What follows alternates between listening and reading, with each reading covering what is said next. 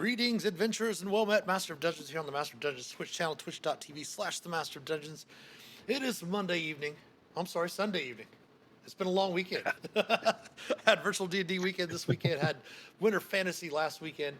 But it is time. It is Sunday evening. Time for our live D&D play. I think this is episode 13 of the Shattered Obelisk. Fandelver and below the Shattered Obelisk. Welcome in. We got a number of viewers to start the show with us. Thank you for joining us early. How has everybody been the past couple weeks? We haven't, like I said, when we just sat down tonight, I was like, I haven't talked to you guys since like for 2 weeks. How's everyone doing? It's been good. It's been really busy, and different kinds of weather coming in here at the end of winter. No doubt. But You guys staying warm good. up there in New England? No. No. Cool. Here in the Midwest, we got a pretty good amount of snow as well. It started coming down. Oh, when was it? Friday, because my wife had gone out of town on Thursday for a special education conference, and came back midday on Friday because of the snow coming down. And just snowed and snowed and snowed. So I was just running D&D. I had virtual D&D weekend this past weekend. I'd stopped running Sunday games. That way we'd be free for us to be able to continue to play and not be exhausted on a Sunday from running D&D. But 2 weekends in a row, lots of Dungeons and Dragons. Got me a nice little bit of hardware back over here in the corner. I see you have something else in the back there too. What is that shiny thing that looks like some kind of major award? Not What is necessarily that? a major award, but I don't know if you can see it on the camera. Maybe I can move over to the side there. I did win our DM of the year for the organization, which was nice. Oh yes, very nice. Look at that. That's cool. You gain inspiration. No, you guys get inspiration. You get inspiration. You get inspiration. Everybody gets inspiration. Yes, we are playing Fandelver and below the Shattered Obelisk. Let's go ahead and introduce our players and their characters again. So let's go ahead and start off. We'll work across the top of our screen here. So go ahead, Hannibal. Remind everyone who you're playing. I'm playing Hannibal Kane, the Way of the Ascendant Dragon Monk level 4 with a Far Traveler Wanderer background. I am a hill dwarf with amazingly well-groomed chest hair. And looking forward to spending some key points tonight. All right. Hopefully not rolling more natural ones. Let's hope for that. Next up, we have Ulmer. Yes, I'm playing Ulmer Wakefield, the half orc, half bard, half barbarian, if you want to call it that, multi-classing. He's a sailor background, and he's not the brightest crayon in the box, but he is really loyal, and he's really tries to help his friends in anything he gets into. Thank you. And then we have Felix. I'm playing Felix. I am a Lightfoot halfling, Order of Scribes with Christian background. Grew up in Neverwinter, and now I'm adventuring in this crazy. I don't even know where. What are we? We're in the caves right now, right? Yes, you are in the Wave Echo Cave. A couple friends of his. Yes, and then that is Felix, and then we have the NPC cleric that is running with them, Shailrin Moonrise. She is a Twilight cleric, taking the place of our original game companion, Pollock, who was not able to continue playing the game with us on Sunday evenings. Shout out to Pollock out there. All right, so last time we played in episode 12, you had made your way into Wave Echo Cave. You discovered, unfortunately, that one of Gundren's brothers had passed away at the very entrance, looking as if they were taken in the night or while they camped. You're also able to make it down into the rift, little area down below, where you found a dead goblin. Looked very strange, like the goblins that were described to you by.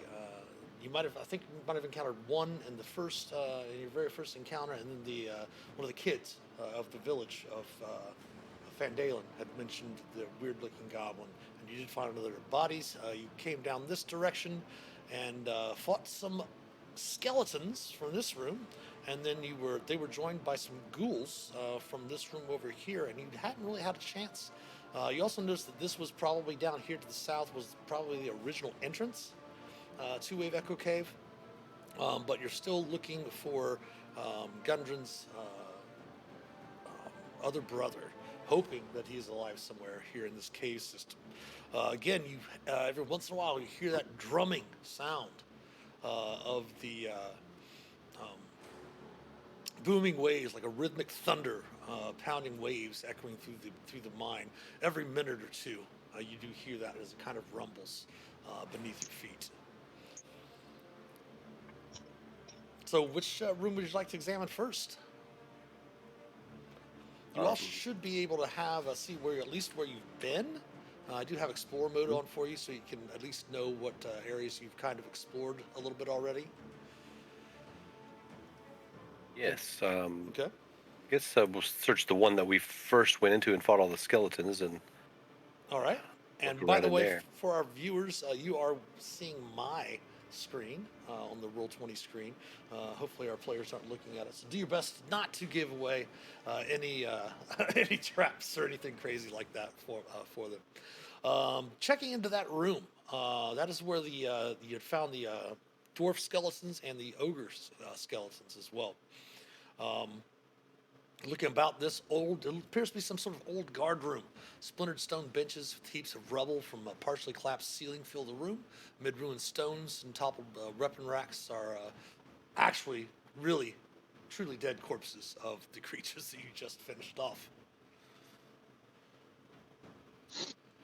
Truly dead, not just undead. Yes. Not partially dead, fully dead. Mostly dead. Okay.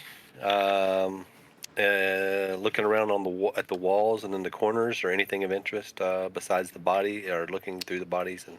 Looking through, the stone bunks are ruined. The weapon racks are all empty and broken, and there's nothing of value in this room here. Okay. All right. And as Olmore is walking past Felix, going out the door, he says, "Note to self: no thunder wave brings too many enemies." That is true. That is what caused them to find you. I'm going to check something here real quick. See how many spells Shaelrin has left, because she is sorely wounded. She tanked a little bit last week on those We ghouls. can take a quick nap, take a quick rest in one of these rooms if it seems like it's. That is a possibility. That might be a better thing to do, since if you take a short rest, you'll be able to benefit from her healer feat yet again. Outside of that, I don't believe, let me double check with the healer's feat. I don't believe she can actually use it on herself. I'll go ahead and check it here in our. I guess we'll have to see how Felix is for spell slots, but I'll get my key back, and I don't. Yeah. For some reason it's not showing in there. I guess I'm down 2 first level and 1 second level. And you haven't short I'm rested about yet. half strength. I was going to say, you haven't short rested yet either. So. Okay. Let me see here. I can do this Song of Rest if we do the short rest. It's if you don't put feet in, it shows up in the compendium. If you just put healer. Oh, I've got it on her character sheet right here. Yeah, not a worry. Cool.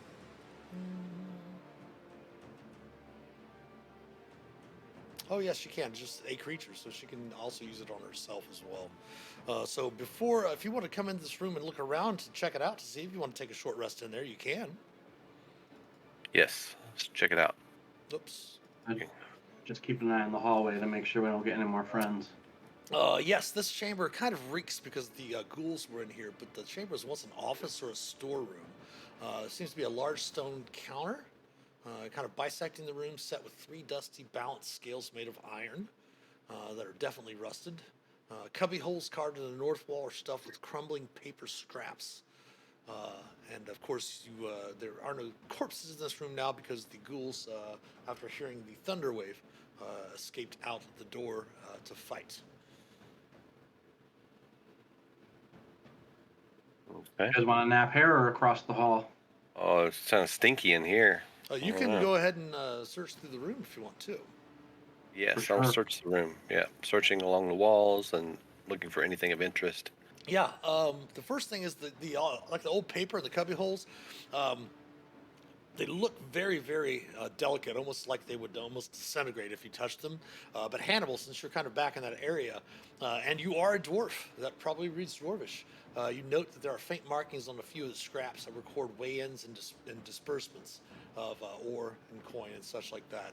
And also behind the counter, there's a locked iron strongbox. Ooh.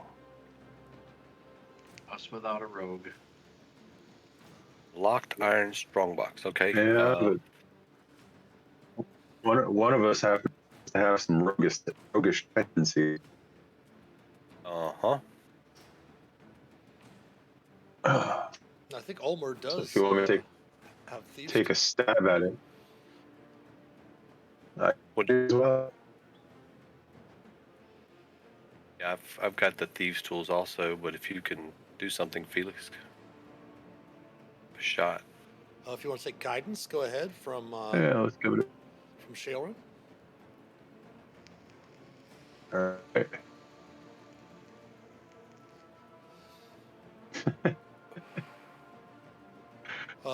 And because Guidance is D4. well, I was going to say Ulmer is proficient with thieves' tools too. So if you're assisting him, that would give him advantage to get the natural 20. Okay. And unlocking the chest, you do find that it contains 600 copper pieces, Ooh. 180 silver pieces, and 105 gold. Okay. All right. Some leftover dwarvish cash. But being that there were just undead down in these two rooms here, you do surmise that it would probably be safe for you to take a short rest here at least. Okay. Yeah. All right. Sounds good. Get over the stink. Burn a little bit of incense. So before you continue on, Shailwin will go ahead and use of your healer's kit, Ulmer, to give you some healing. Okay. So add your level to this. Oh, nice. 10 plus your level, which is 4, right? So you get 14 back. Nice. She will use it on one of her kits on herself. She will get 13 back.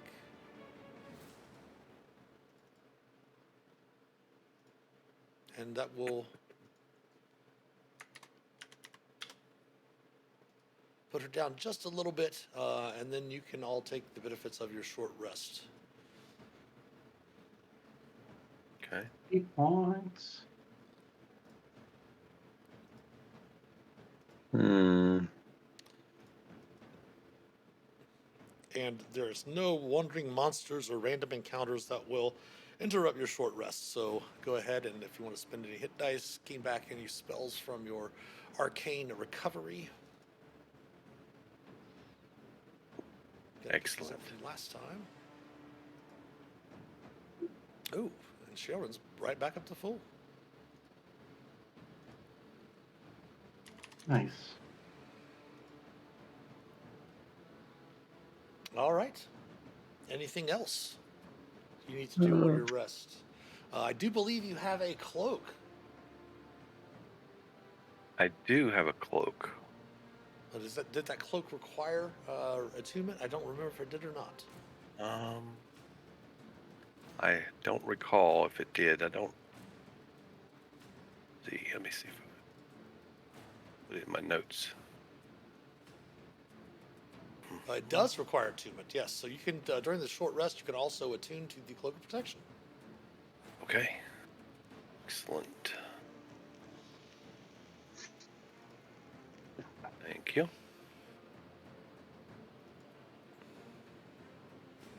Hello, Coffee. Welcome in. Sarda.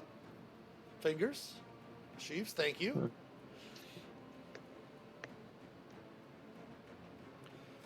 All right, so your short rest is finished up. You did note, if you can recall and look at your map there, there's a number of different passages you can go down. All right. Okay. Which way are we going, Hannibal? Trying to recall which way we came from. We came from here, right? No, you came from over here to the west. Oh. Yeah, because this room. Down inside the pit. Yeah, this room Yep, is where you. okay. This room's where you came in. Then you went to the pit. You came down here, and then you fought the Sturges in here. Yeah, that's right. Yep. Explorer mode. That would. Didn't you say we always go to the left?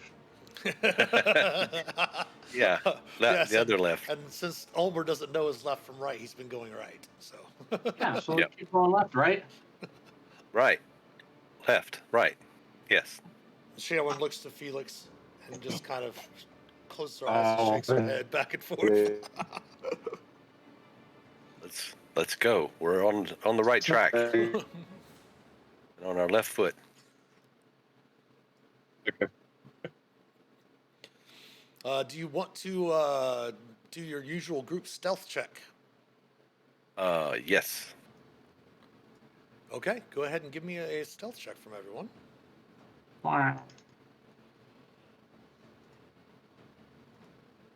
Pretty good. Stealth. There it is. Stealth. Looking for it. There it is. Come on, Ulmer. Oh, you guys There are it is. so quiet. You're so quiet. So quiet. No. But do you want to head down the passage to the right or up ahead, Hannibal? There's two passageways heading to the north, and then there's the one passageway heading to the east. Like Ulmer said, keep going left, so let's keep going right. To Ulmer's left, okay.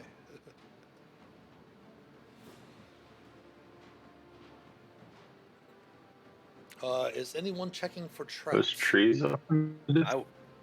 I was getting ready to ask if there were any footprints. Ormo wants to look and see if there's been any foot traffic around here on the floor. So Give me a survival check. I'll make perception checks as we go for traps. traps. Okay, sounds good. Yeah. It's also up to you, Hannibal. If you want to rely on your passive perception, you can do that as well. I think I'm lying. Yeah, let's go passive. No traps. It actually doesn't seem to be much traffic here at all, to be honest. Talking shit with those low rolls. I rolled a 1, a 1, and a 2, a 2, and a 1 so far. Thanks. Now time to throw out those dice and get some new ones, right?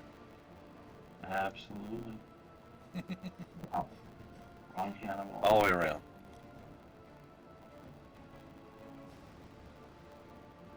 But yes, indeed, Felix, because you do have the. Since she does get back, one of her. Let me see, how many times could she do that a day? Let me double check for your vision. The Eyes of Night. Up to her Wisdom modifier, no problem. So she, after the short rest, she gives you back the 300 foot of dark vision. And indeed, it does seem as if there does seem to be some sort of plant growth up ahead that you can see, Felix, with your dark vision, even from way back there.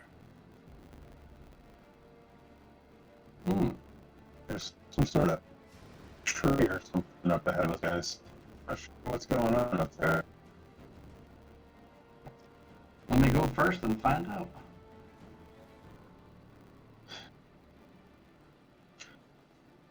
Have you at the ready? As you get up to the room, Hannibal, this cavern, dense carpets of weird fungi cover large sections of the floor of this cavern.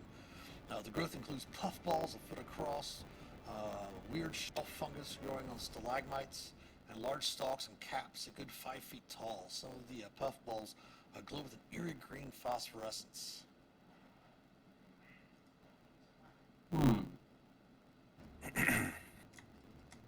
I hear Paul. Sorry, you broke up on that one there, Felix. I didn't hear you. Looks like you froze for a second. I hear Paul's are for eating. Still didn't make it out. Something about puffballs. Oh, Good for eating. Good for eating. Gotcha.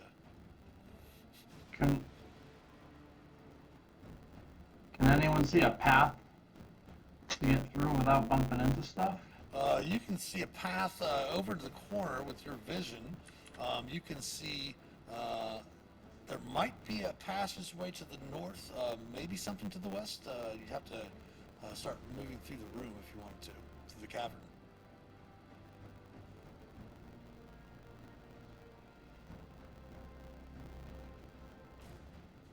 So the green here is representing all the puffballs, the Yep. fungi that's glowing and growing over here. Yep. Okay. As you move right there, Ulmer,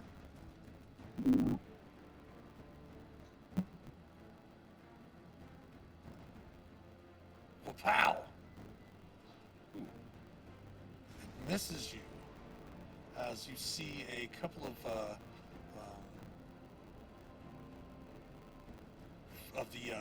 the fungi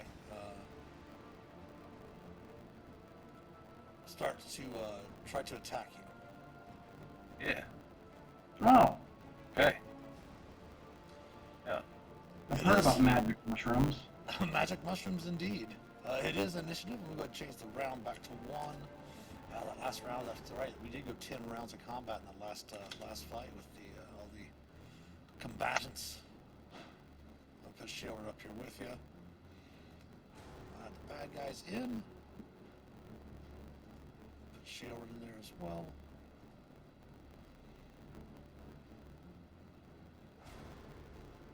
Oh boy, a fungus is among us. And Hannibal's up first. Hannibal, you do see this violet-looking fungus kind of creeping, just lashed out at Ulmer, and does appear to be creeping in your direction. Yeah, I'm just trying to figure out if hue is plants or plants and trees. Just trees or trees and plants. Let's go to the So- continue. That's Hue. Hannibal, you do have advantage on your first attack thanks to fingers. Redeeming some gold pieces in the channel. Aw, thanks, fingers.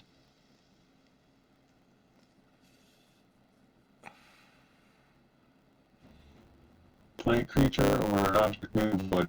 Yep, you're good. Ah. Alright, I'm trying to grab my token. I will step up. If you can hit it, you will do maximum damage.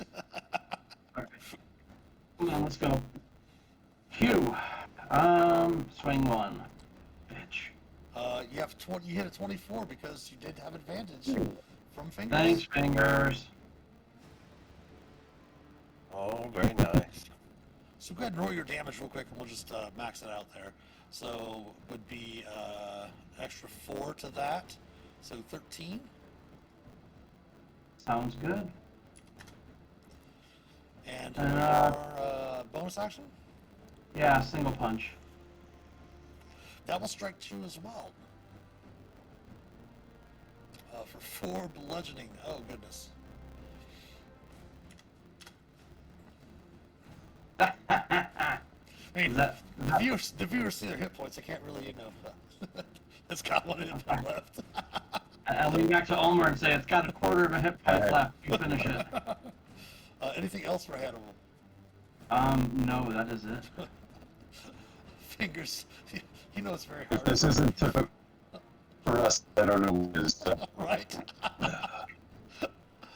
So next up is Shailran.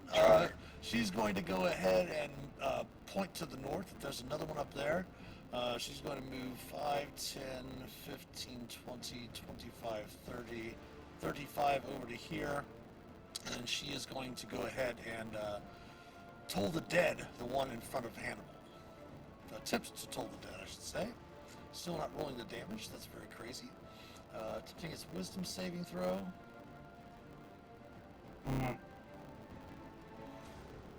It's going to make it save, even with a -4 to its check.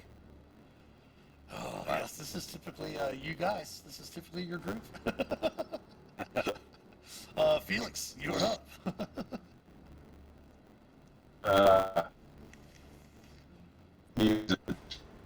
touch on this here.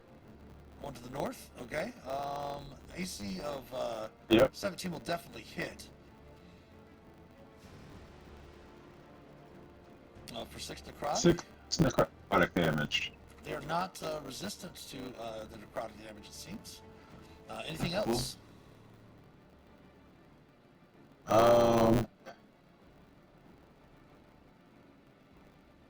Gonna going down here. Okay. Keep an eye out towards the north on this corner. Yeah, and with your dark vision, Otherwise- Felix, you can definitely see That's it. there's another chamber to the north, Felix, with the 300-foot dark vision. Oh wow, yeah, it's way up there. All right, that brings the creatures up. This creature is going to move its full movement and be done. This creature is going to attack Hannibal. Hi.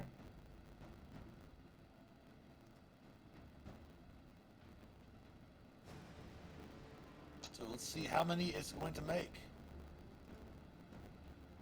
2. That's fair. Attacks. 2 running touches. AC of 14 should miss Hannibal. Misses. AC of 10 will miss Hannibal as well. Ulmer. Just terrifying. Ulmer will unsheath Spike's whirl. Talon. Ulmer, it is Spike. If you're ever playing D&D with Spike, he's played with us in the past. Welcome in, my friend. Thank Yes. you very much for the sub.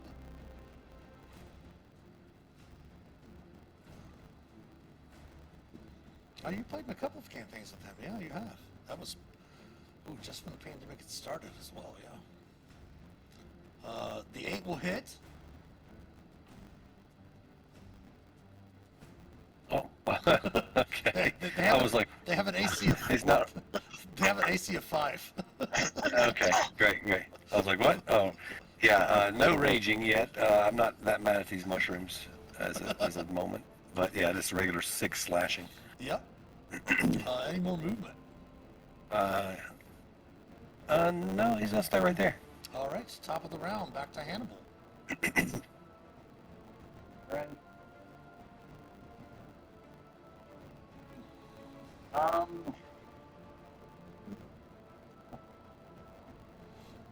Alright, I'm gonna go 5, 10, 15, 20, 25.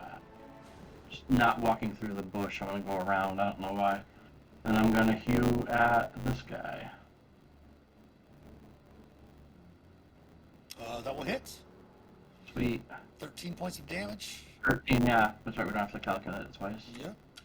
It is dead as well. Taking you out of the combat. Punch it anyways. Nice. You just wasted a dirty 21. Okay. Yeah. Oh yeah. And more where that came from. Next All week. right. Next week. But looking around the room, the cavern itself, you can see that they were kind of hard to notice because of all the other fungi around them and such like that. But getting into the room, you do note that the green glowing fungi is fairly harmless. Doesn't pose any threat. And it actually does give off this room to be lit without having to use your dark vision.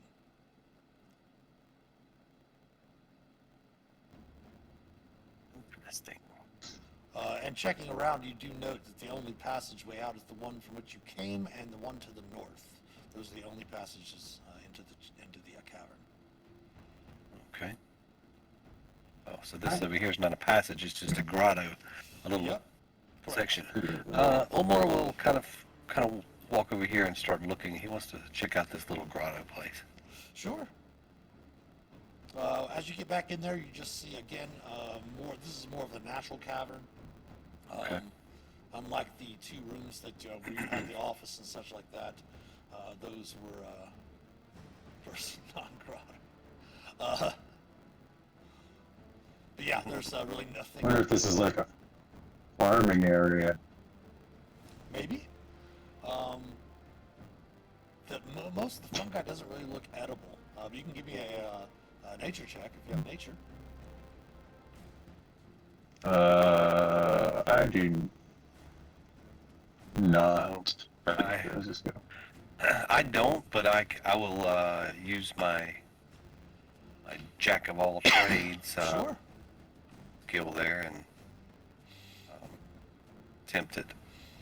I know that Ulmer was hoping to find a swimming pool and some Playboy bunnies in the corner, but there weren't. He was hoping. Not that type of grotto. And the none of the mushrooms here are edible. So, Felix, that would be able to help answer your question of whether it would be like a farming area, unless there might be creatures that would be immune to these types of fungi and such.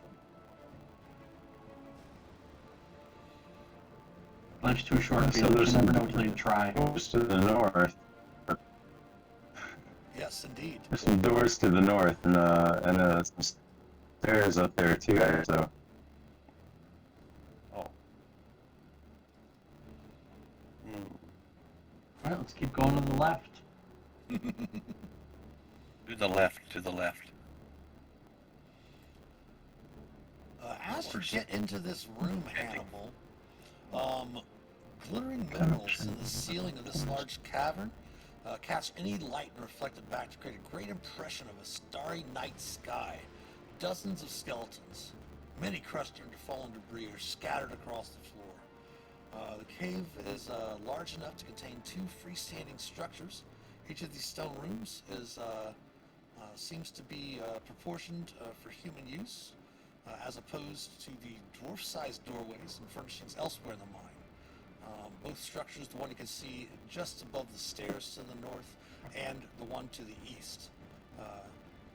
Both of the structures have battered and blackened masonry walls, their double doors cracked and scorched.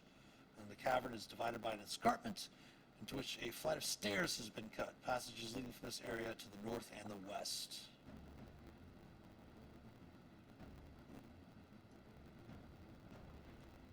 What was the ceiling again? Glittering minerals on the ceiling. Some of the eerie light coming from the south, from that cavern to the south, can kind of, catch the ceiling. And it kind of makes it look like a starry night above. Oh wow. Okay. the illusion of a starry night so currently underground. Or just kind of takes a moment and stands there looking up at that and just kind of his jaws dropped and he's just kind of fascinated by what he sees. Give me an Arcana check, Felix. Actually, you don't even have to give me a check since you're proficient in Arcana. Your passive's 15. You can sense a subtle aura of magic in this cavern.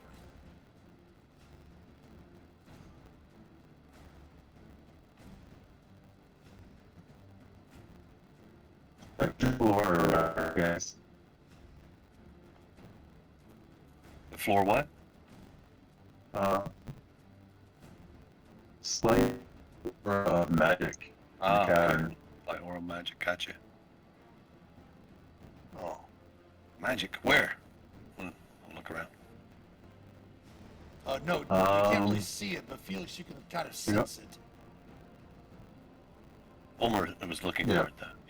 Yeah, of course, Ulmer would look for it. I think I'll give a listen at this door. You know what? Go ahead, Felix. I'm going to use my Awakened Spellbook ability to cast a ritual using the shortened spell time Uh-huh. on it to deal with detect magic. Okay. You do note that One action. it's not a specific school. If there was a school you could pick out as maybe transmutation, but it does seem to be stronger to the north.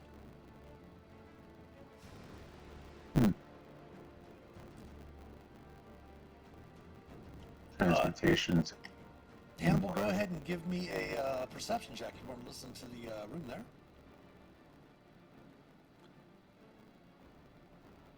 So when I say take a deep breath, in, out, cough.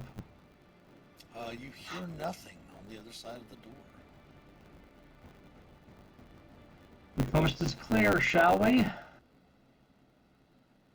Let me know when y'all are done with Open the door. planetarium. Ah. Beds. Looking inside the room, dust, ash, walls blackened by fire, and heaps of debris beneath the sagging ceiling show that this room was damaged by a destructive blast. The furnishings, tables, chairs, bookshelves, and beds are all charred or splintered. A scorched iron chest stands near the foot of one of the beds. Adjacent closet to the south wall is full of rubble. I'll move in and take a better look. All right, as you step into the room, you hear a loud wail as a creature coalesces right in front of you. It's a whale. Nice. That was very It good. hisses and say, Mormesk will finally have my revenge. And it does move to attack. That's good.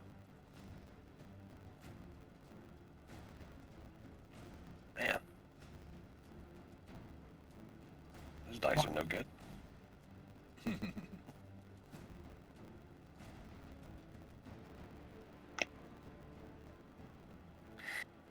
Oh, yeah, so... did I hear them? I guess I could hear that. Oh, yes. Oh, yeah. You could, no, it let out a wail as it, Oh, okay. Coalesced. Got it. All right, Hannibal, it's right there in front of you. You're up first. All right. It doesn't look like a plant, but I'll still swing Hugh. A 16 should be enough to hit it. Yep, 16 will hit. Sweet. Whoa. Ooh.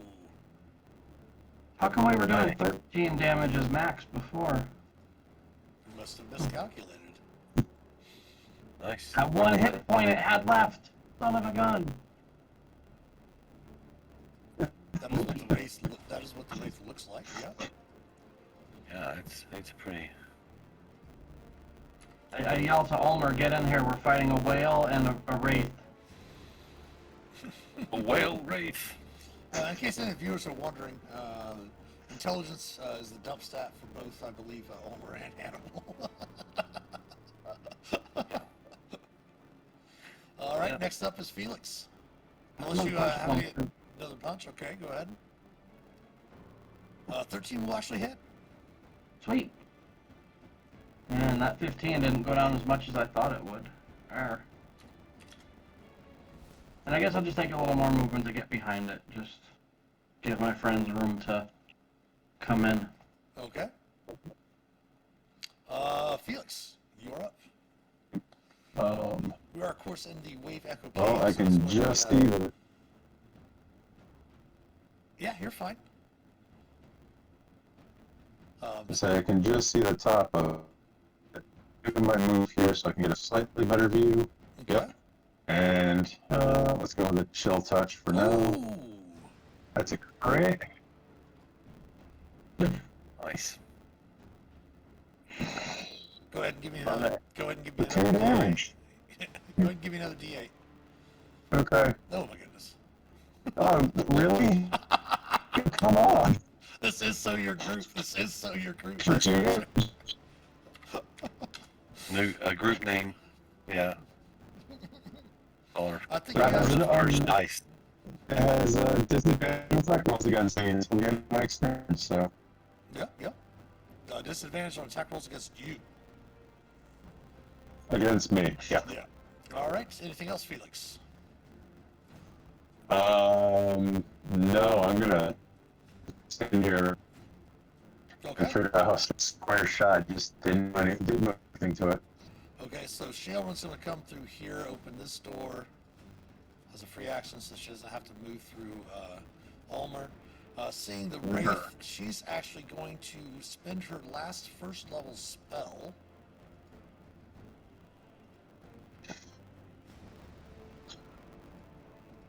And she is going to try to guiding bolt the creature. Oh, Yeah, she will. yeah, she will. Hey, 4. 1 damage. Ooh. 30 radiant. Oof.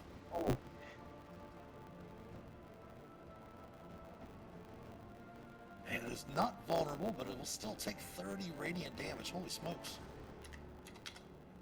Nice. And then she's going to kind of back up over here. And that is her turn.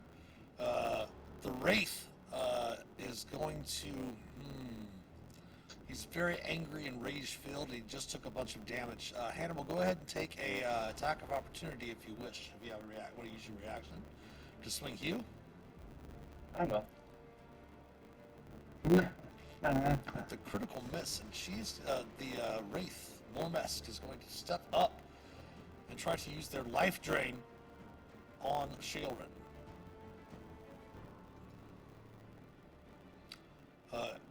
And it's going to hit Shailrin with her AC of 18. It doesn't take the 19 because it's not a crit, but she is going to take 22 necrotic damage. And she needs to attempt a saving throw, or her hit point maximum is going to be reduced. Constitution 14. Oh! Good. is Pardon? wouldn't the guiding bolt mean that Hannibal Oh, he would. Yeah, he would hit. Yeah, he would hit. That's right. Yeah. had advantage? Yeah, he Okay. would because of the advantage. So go ahead and roll your damage. 7. Okay.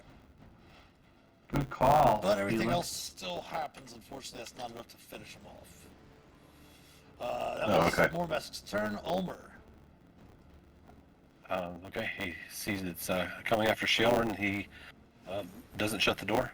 He goes in the door and runs up and tries to get near her and attacks with Okay. Alan. A 10, unfortunately, will miss. Okay. Yeah. Ooh. Right, let me see if I can do bonus action.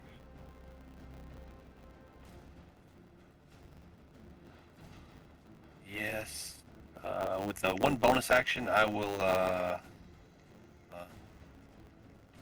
speak to Shailrin and I'll say, feel better. Cast Healing Word. Okay. Unfortunately, go ahead and do so. I mean, you've got a wisdom and intelligence of 8, your character does, so yeah, go ahead. Yeah. Oh, it's not working here. That's okay, that's okay. What Ulmer notices is that the healing does not affect Shailrin at all because of the life drain. Has drained so much of her essence that until she takes a long rest, her hit point maximum is only 13 hit points. Ooh. And Ulmor is sad. That was his last spell slot.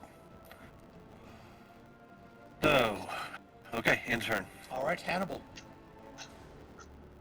Alright, I'm gonna move up. I wish I could do that move where I get on my hands and knees behind it and Ulmer pushes it backwards, but that's not gonna work. Which is what I always picture for sneak attack. I'm going to swing you. Unfortunately, that will miss. I'm going to burn a key point to do a flurry of blows. Hope for the best. A 16 will hit and a 23 will hit. So you note that because your punches aren't yet magical, it is resistant to your damage. So it will take 2 points, and then it will take 2 more points. So it will take a total of 4. Oh boy. Sorry, Shale. Anything else for Hannibal? Spit on it. That's it. Zarda. No comment. Oh goodness. Oh goodness. Felix, Sorry. you're up, Felix. 5, 10, 15, 20, Who needs wraiths, right? 25 feet of movement. Okay. Let's do a chill touch. Unfortunately, that 10 will misses, miss. right? Yes, it does indeed.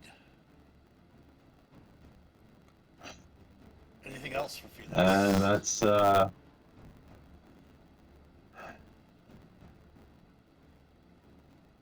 That's it? yeah. All right, Sheilran. No. I'm gonna use my bonus action. I'm gonna wait. Okay. I'm gonna push to here Attempt to push. using the where's the tele. That didn't work. How do I do this? There we go. You're going to attempt to push the wraith? Yes. Okay. It will attempt its strength saving throw.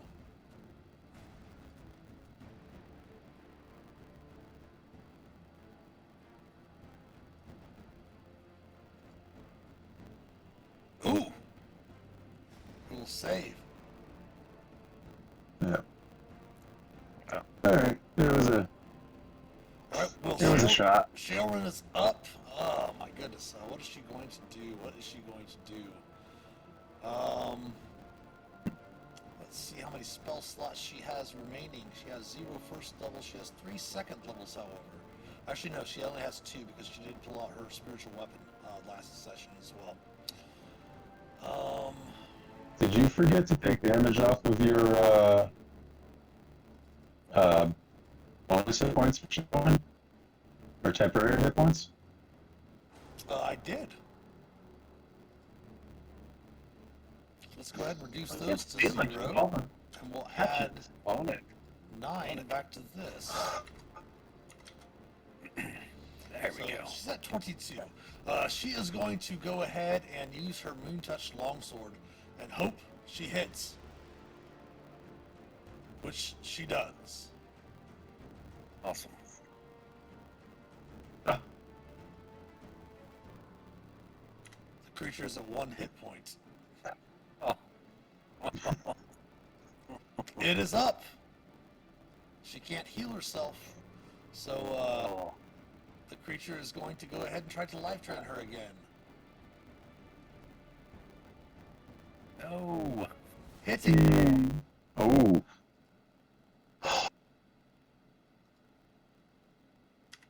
Thank goodness for those temporary hit points, Felix. She'd There be you dead. go. Yes, she would be. Mhm.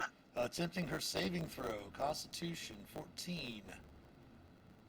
Oh my goodness, she is down to 3 maximum hit points. Omer, you're up. Oh, The drama!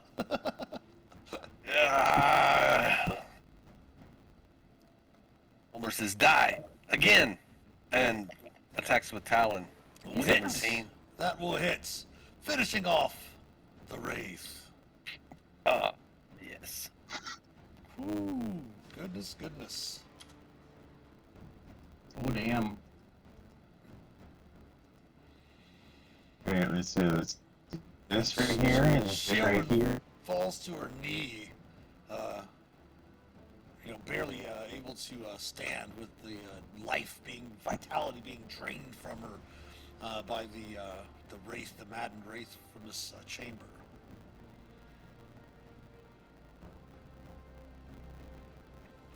Yeah. Homer, he comes over and he says, "What can we do for you? My magic didn't seem to work. I've got a healing potion." The healing won't work as well. The healing potion will not work either, she says. Oh. He puts it back in his pack. Oh no. We have a few options, though, she says. If you want, you could continue on without me. I could board myself up somewhere here. Did you say that was a closet, or was I just making that up? No, it is some sort of closet towards the bottom there. It did mention, though, however, that it's as you open the door, you can feel free to open the door. It's just full of rubble. No.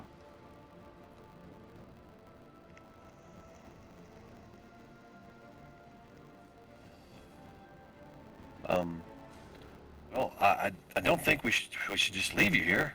You never know what's gonna go. And then he notices that Felix opens the door down there. What is in there, Felix? Rubble. Nothing much.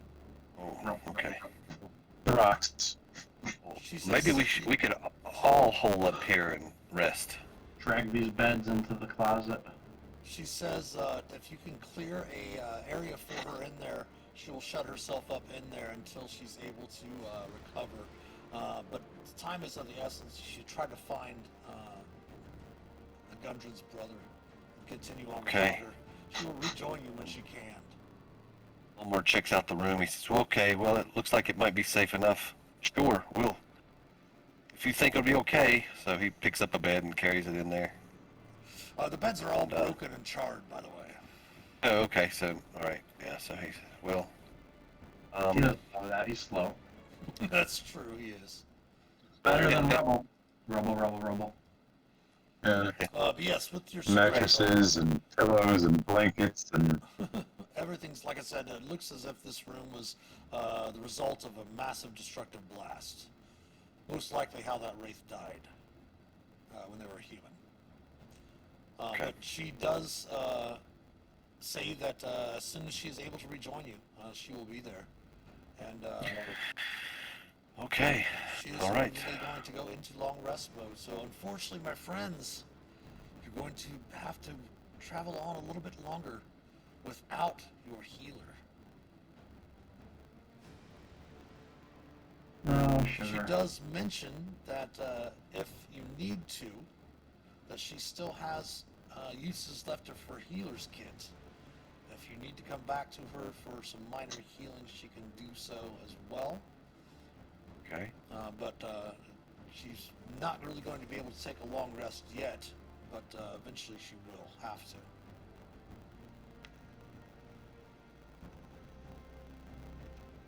Well, Oh boy. here we go. No one twisted ankle. Don't forget there was a scorched chest in that room as well. That was a little out of sorts. Oh, everything is scorched. Yeah, we'll check the chest. The chest is unlocked. Oh, nice. It contains 1,100 copper, 160 silver, 50 gold, 5 gems, each worth 10 gold, and a wooden pipe adorned with platinum filigree worth 150 gold.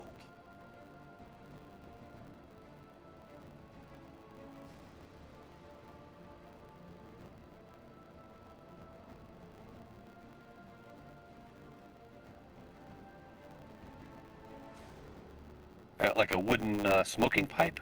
Yes. Oh, okay. And before you leave this chamber, it is the top of the hour. We do have an ad break coming up here very shortly. So let's go ahead and take our break right now at the top of the hour, and then we will be back shortly after the ad break to see where the characters go from there. Please stick around, everyone. We'll be back in a little bit.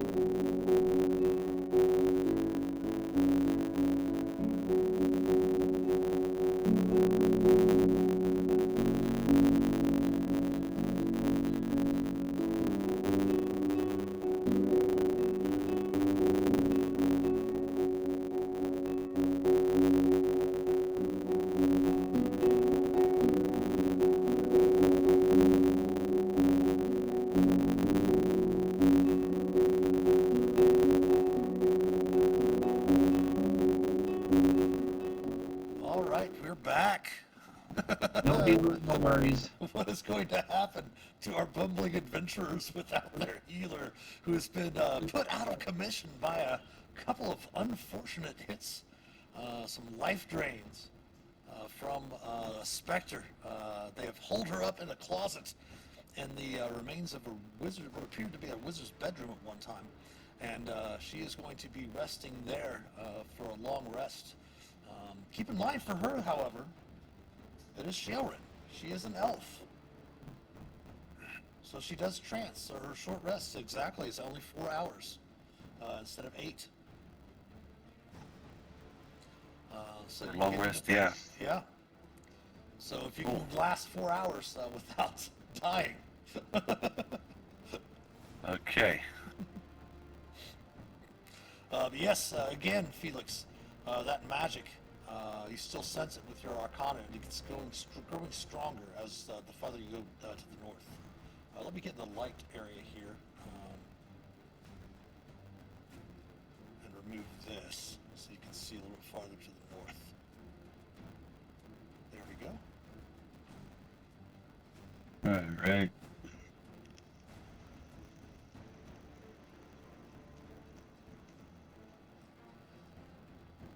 I don't need her with me to still benefit from the 300-foot vision, right?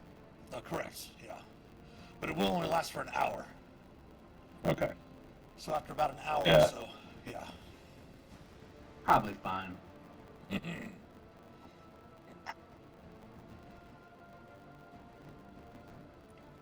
do see the stairs to the north and the other second chamber I was speaking of when you entered this cavern. Yep. And that magic I was talking about is getting stronger up this way, guys. I see another 2 doors here. Uh-oh. 2 doors.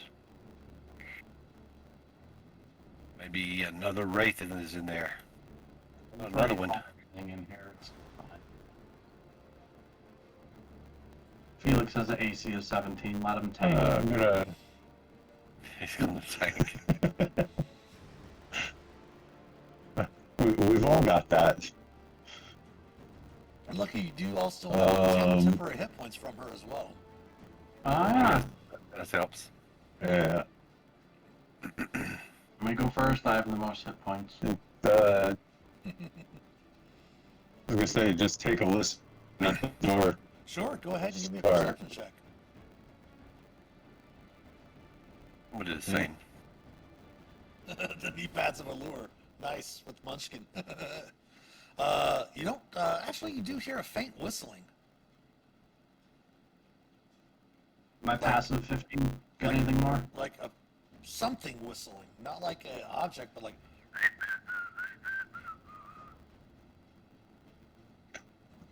Like a person or something. Object some whistling? sort of creature. Some sort of creature, just like whistling.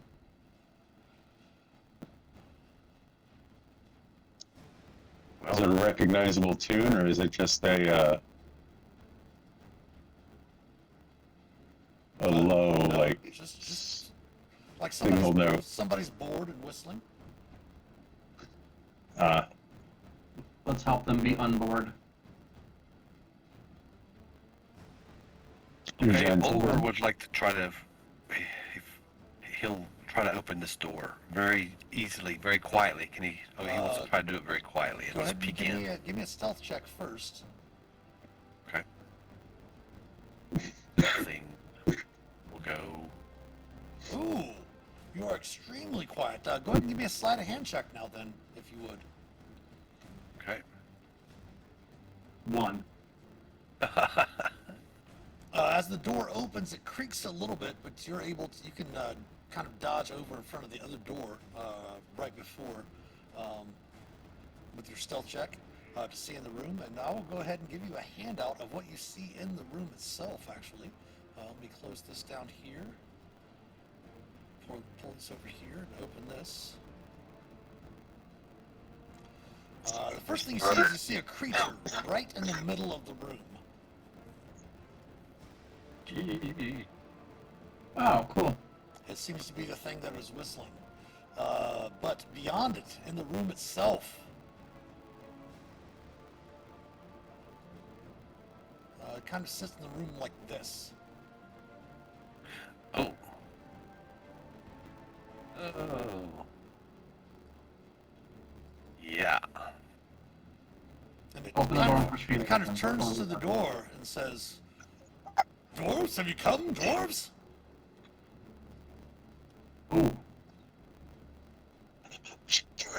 I point to Hannibal.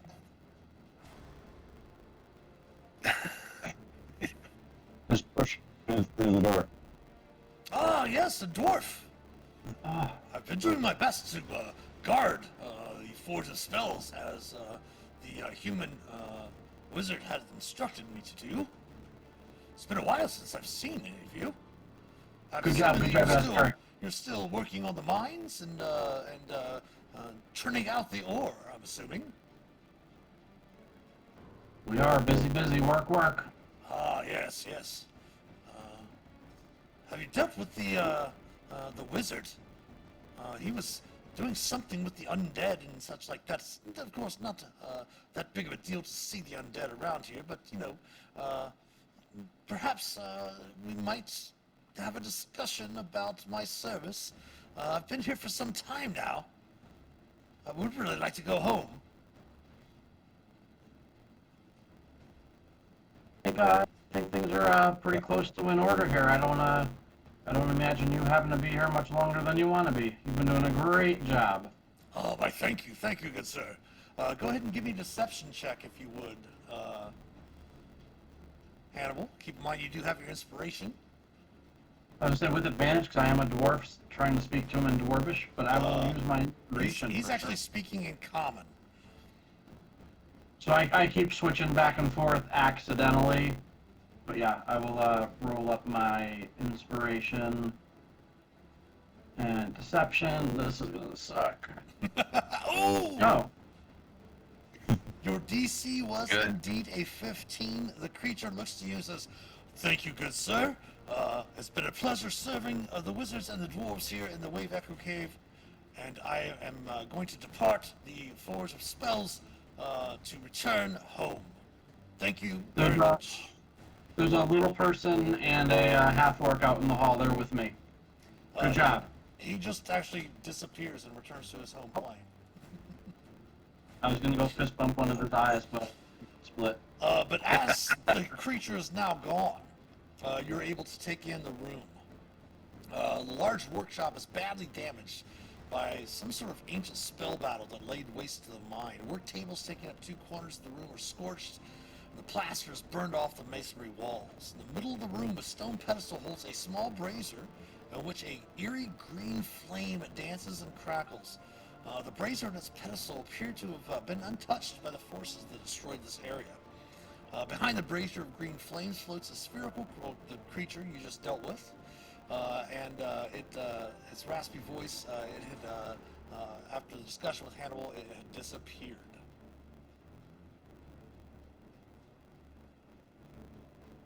How did you scare that thing off, Hannibal? I just brushed my chest hair out and didn't want any of it. Ah, well done. That thing was really freaky looking.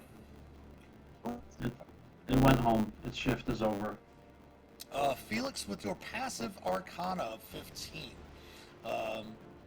probably don't want to go up there first. The first thing you probably want to head to is the brazier in the middle of the room. That seems to be the source of the magic that you were feeling and sensing with your Arcana. You can definitely identify that the brazier is the source of magic that suffuses the surrounding caverns. Its magic has waned over the years, and probably can't be used to harness to permanently enchant items.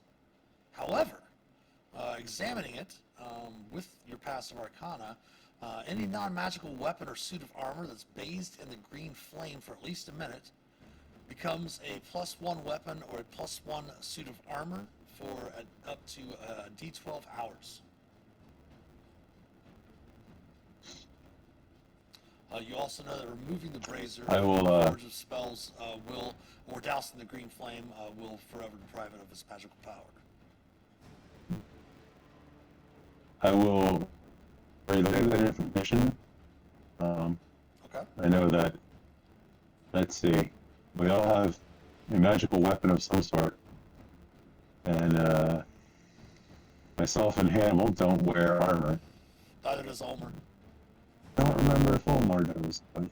He doesn't. So, this is We only wasted on the three of us. I've got a shield though. Does that count? Unfortunately, it had to be a suit of armor, or Suit of armor. a non-magical suit of armor, or a non-magical weapon. Unfortunately, a shield would not gain any Okay. benefit. Well, can I will take, can I use one of my javelins and then deal with some extra power? Yeah, you could put your javelin Yeah. in there. Yeah, so he'll take one of his javelins off of his pack and just, and he says, what do I do, Felix? Just stick it in here? He sticks it into the Yeah, flame. just hold it in there for a minute. Okay. While Ulmer's standing there with his javelin in the flame, Hannibal and Felix, you can look around the rest of the room if you want. Yeah. I gotta take a look around up here. Go ahead and give me an investigation check. Looking through, 18. this area up here definitely seems to have taken the brunt of the destructive magics. Kind of piecing together, because your character, what, you have an 18 intelligence or a 20 intelligence or a 16? 17. 17, okay. Yeah, you can easily put together that there was whatever spell battle had gotten, that had kind of, when the bandits and everyone came through and kind of overtook the mines and such centuries ago, that between the room to the south where the Wraith was and this room, there was probably a massive spell battle that happened, and everything on that northwestern workbenches are all tattered and destroyed. Nothing really of value down there. Or up there, I should say. Mm-hmm. Hannibal, with your investigation check, you don't really see anything of use on the southeastern workbenches. But as you get closer, Felix, with your passive investigation, you easily note that there is a fine, pristine mace and a fine, pristine breastplate underneath some of the ruined rubble and tools, rusted tools on the southeast workbench. Shay might like this if we magic it up. Oh, yes. Yeah.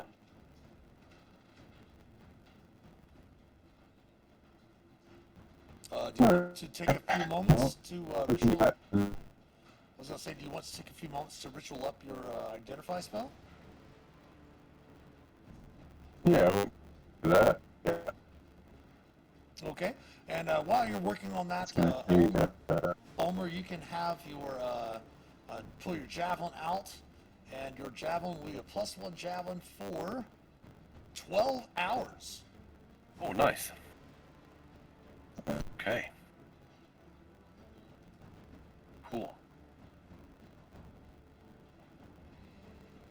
Hannibal, is there A little anything? ribbon now. Make sure you know it. You're cutting out a little bit there, Felix. What was that again? And wrap a little ribbon around it. Move it in. Still in. Javelin. Sounds like he's singing an Akon song. Yeah, we just still didn't hear you, buddy. Was it about the javelin? Typing it. Wrap a ribbon in on the javelin. Okay, gotcha. Okay. But yeah, while R2 is that you? While you're ritualing casting the ritual identify, if you want to put another weapon in there, Ulmer, you can do so as well. Perhaps maybe another javelin too. How many do you Yeah, have? totally. I've got 3 with me. Okay, yeah, you'll be able to get all 3 of them. The next one will be magical for 8 hours, and then the third one will be magical for just 1 hour. Okay. But actually, after casting the ritual identify, you do find that what do you identify first, the breastplate or the mace? That's the first. The mace first?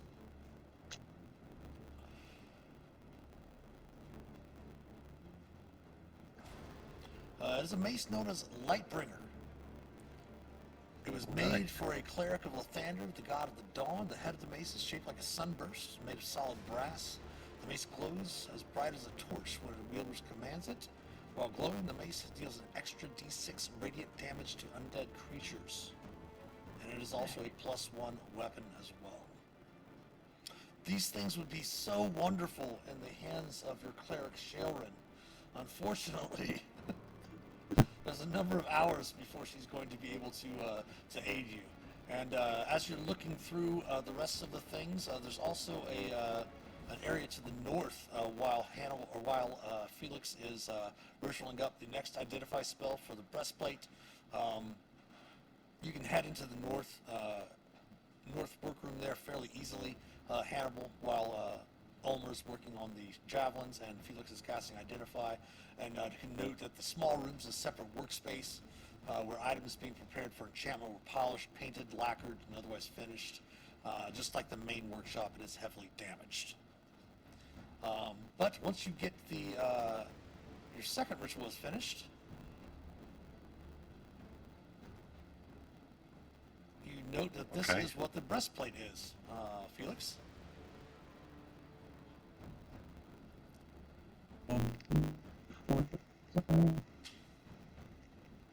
Antidote save throws against the weapons of dragons. Breastplate of gold dragon motif, worked into a design created for a human hero of old Neverwinter named Tyrgon. Grants its wearer advantage on saving throws against the breath weapons of dragons. And it is a +1 breastplate.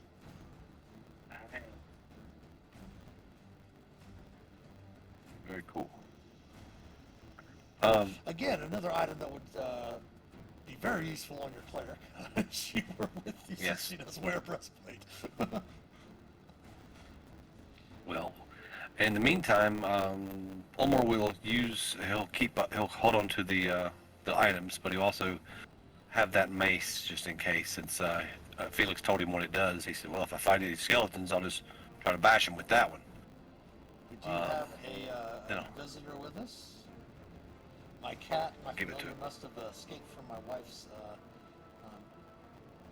clutches and snuck her way up here. Yes, you can throw 10 darts in there. They'll be magical for. We'll just make it a little bit easier. They'll be magical for 7 hours. Got it.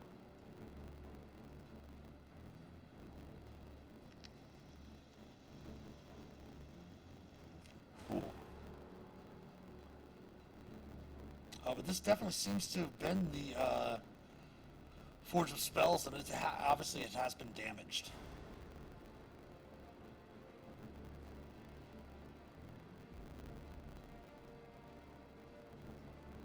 So you spend about 20 or so minutes in there kind of looking around while Felix does the Identify rituals to determine what those magic items were.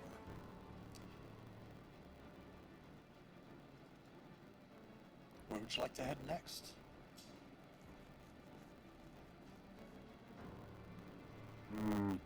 Mace. North. Taking the mace. Okay. This room was only. It's got the door there. Oops. There is indeed a door there. Yeah. Yeah. Ulmer will look at that door and open it up. You see out into the area of the cavern just to the north of that room. Okay.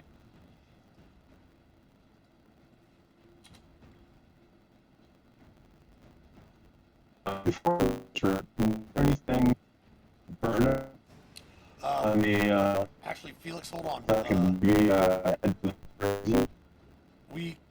You're completely breaking up now, Felix. Let's go ahead and take a small little tech break, and we'll see if we can't change over, because Felix mentioned something about changing over their internet. So we'll be back very shortly. Just give us a couple moments.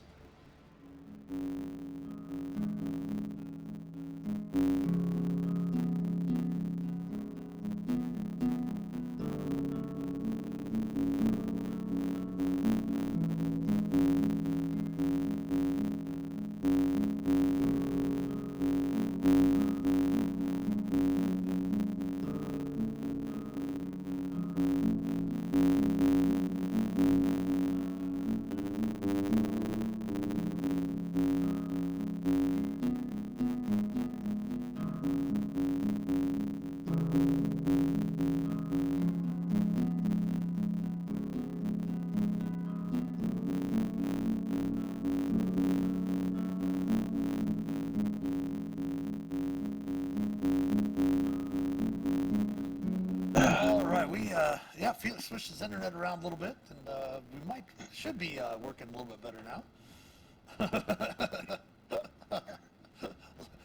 Holder showing off his shirt to everyone. Nice, nice, nice. Yes. Nice. Our Master of Dungeons shirt. Yeah, so you do have the cannon right outside there. What were you saying before, Felix?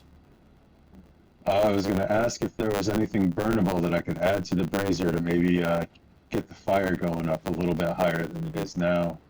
You definitely know that it's damaged beyond repair, especially not that your character isn't skilled with magic, but it is damaged beyond repair that it would only temporarily create these magic items now. But it's still burning as long as you don't remove the brazier from the forge or douse the flame. It'll continue to work. Okay. And I will head north. Where's your next, Ulmer?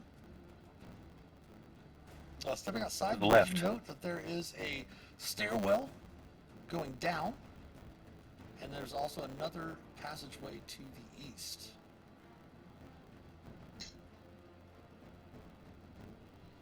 Okay. Let's see. Which way do you guys want to go? Left's been working fine for us so far. Nice. Okay, let's go. Spike is wearing his Tavern Talks with the Shifty Boar shirt. Awesome.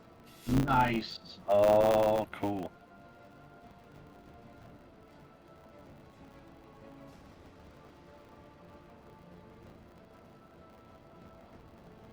Oh, it's a water park. A narrow ledge overlooks a large cavern that houses a surging, seething body of water. The rhythmic booming that you've heard throughout the mines is louder here.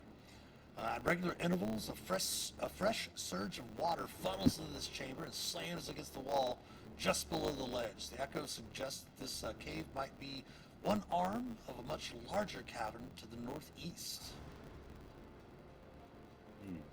Hey Hannibal, I think I figured out where it gets its name. Yeah? Yeah, yeah, yeah.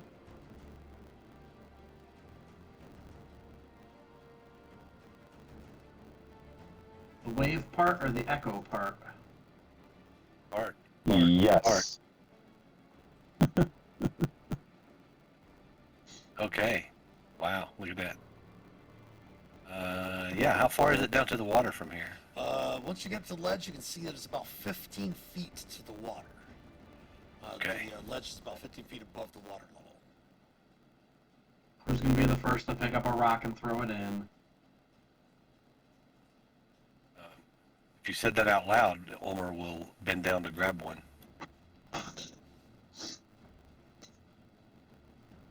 Yeah, why not? Okay. If Hannibal said that, then Ulmer just looks around and he tries to find a pebble, and he tosses one into the water. Coming up from the water with a splash at the water being disturbed. It is initiative. Let's see. That's not a pebble, that's Felix. Put him down. Oh no! Toss the halfling in the water. No halfling tossing. No, just a little pebble, a little rock. Okay. Oh boy, here we go.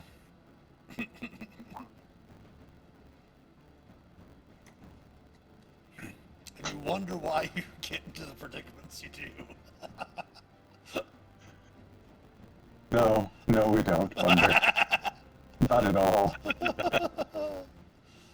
All right. Sort of the initiative order. The first to ask is Felix. You see this giant octopus rise up out of the water. I'm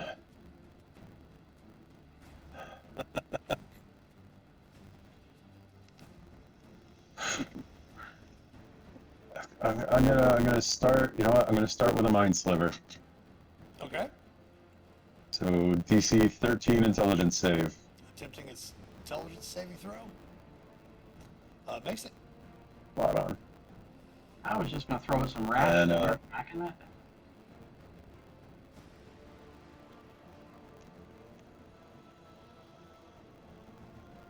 And that'll be it. All right. Nope. Hannibal. Okay. I guess we're doing this. I hope we don't get nasty emails from Sarah McLaughlin. Oh damn. Good thing I'm a dog. Good thing I scooped up those +1 darts, I guess. I don't know.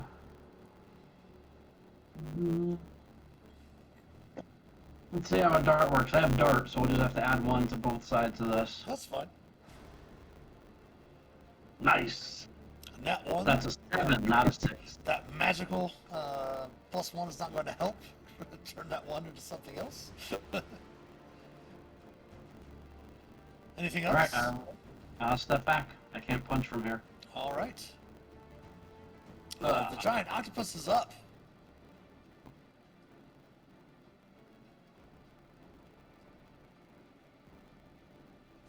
One is going to go for Felix. 2 is going to go for Ulmer. Let's roll a D2. 2, Ulmer.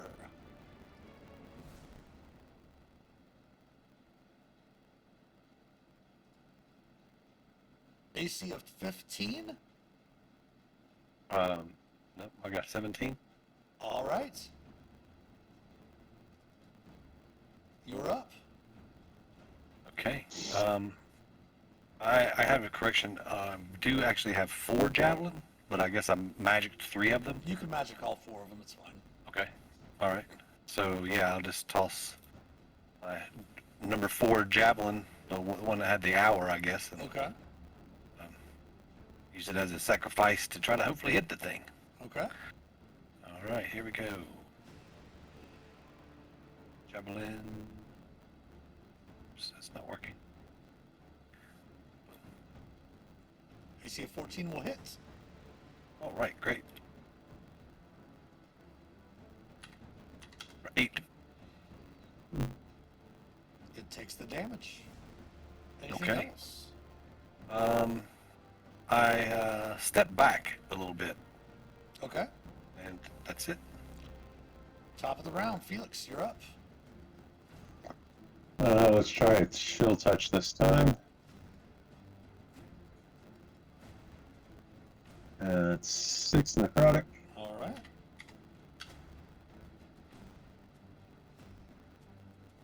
And I think I'm going to back up a little bit as well. Okay.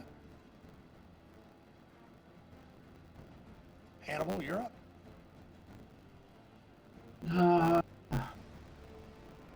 Alright, I make a wish, and I get ready to throw a second dart into the oblivion.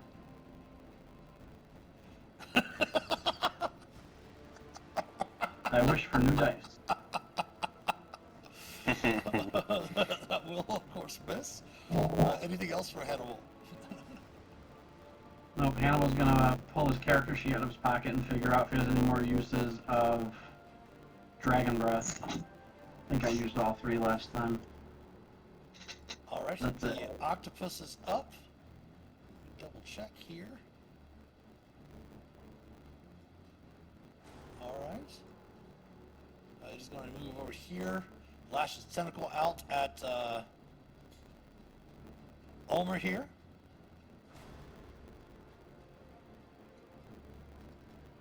Oops.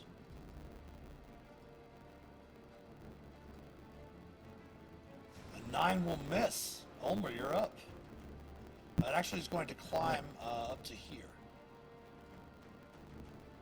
Okay. Yeah, buddy. Seeing him come up over the rise, Wait, I no, just... my apologies. It only has a 10 movement. So it's going to go Okay. up to there. Okay. Out of the water. It has just a movement of 10, a speed of 10. All right. Well, I kind of peek down over the edge there at him, not getting closer, but just kind of looking down, and I tell him that I used to eat a bunch of his friends when I was out at sea, and that I wouldn't want to eat him because he's so ugly. And I cast Vicious Mockery. Behind him, I go, ooh. Burn! Tempty gets wisdom saving throw.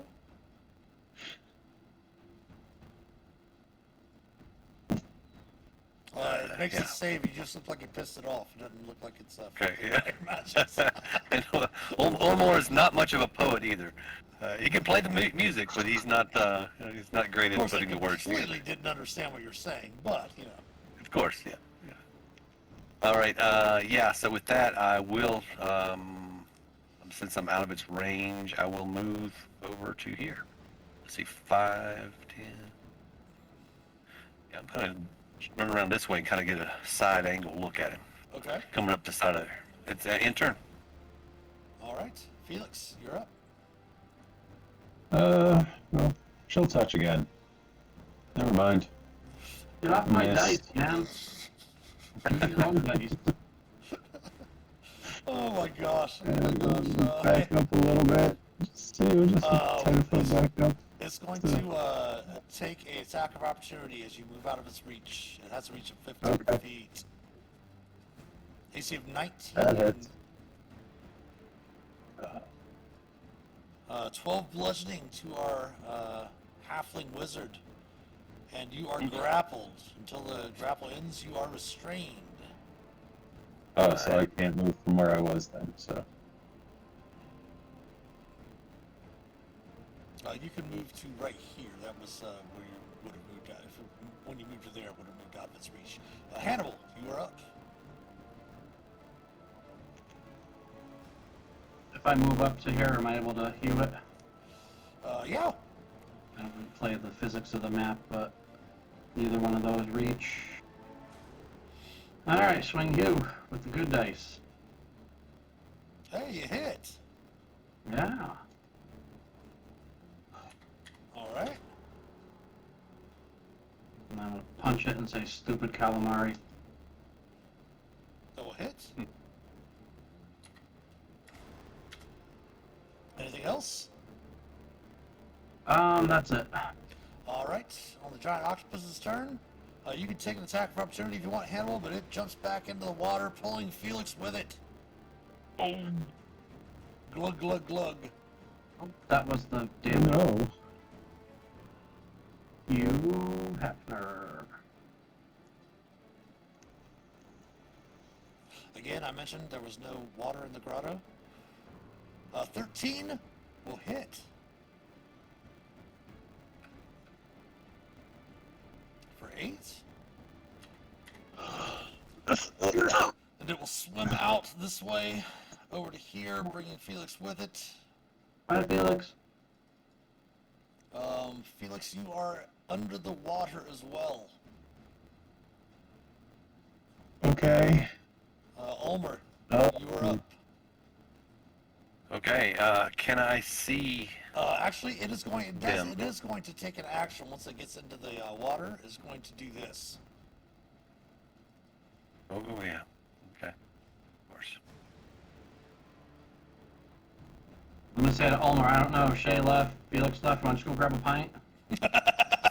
Oh. Oh. Okay. Let me do this real quick.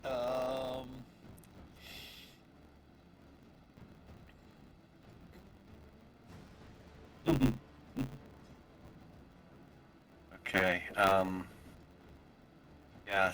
Seeing that I can't see where it actually is, and I don't want to throw a javelin and spike Felix. Your halfling companion. Spike Felix.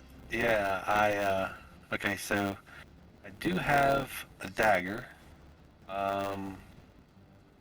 He will. Olmor sees his friends in there with the octopus. He runs and he jumps off of the cliff. 5, Okay. 10, and I jump into the water with my dagger in my teeth. Okay. And I want to try and swim. He's a good swimmer, and try to get there and try to grab it. And if he can make contact, he's going to just stab at it. Swim out into the darkness and then the Yeah. Okay.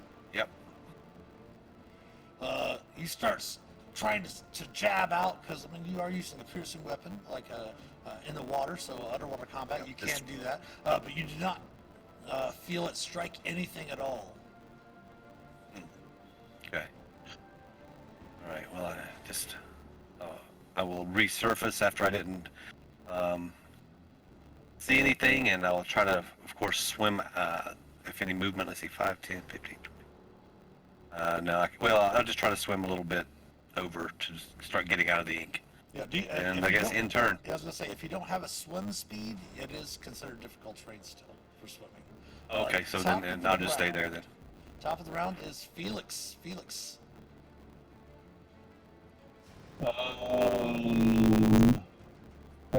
Oh, hey, that's interesting. I'm gonna cast Rhymes Binding Ice. There is no verbal component. Okay. There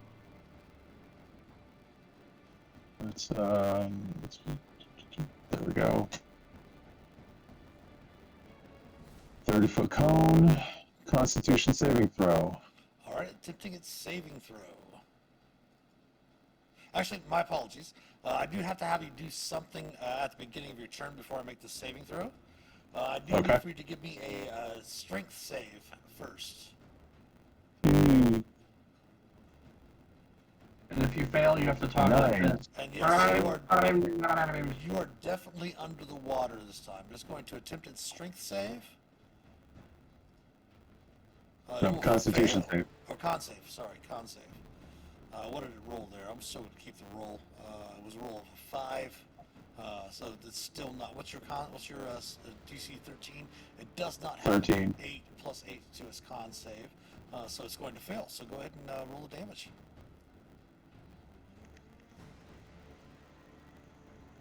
There we go. 10 points. 10 cold. All right. There we go. All right. Anything else? Keep in mind that you are grappled by it, and you are under the water, and you just cast this ice on it to freeze it, so it's going to start to sink a little bit. Its speed is reduced to 0, so. Yes. Yep. Anything else? Can I use the telekinesis to push it away from me? You can attempt to, if you want to. Yeah. That is. Pop that. Bonus action, try to teleport push off one creature. It does make it safe. And I made it. Okay. All right, Hannibal, back around to you. They are definitely under the water. You can see them kind of splashing around out here. Hannibal, they moved out of the ink as the giant octopus did the ink cloud. It was able to use a bonus action to dash.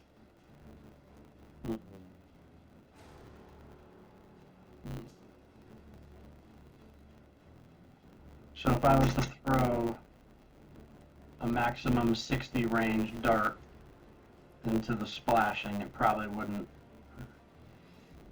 You would definitely have disadvantage. And it probably wouldn't do much. We'll go ahead and post up so the viewers can also see the underwater combat.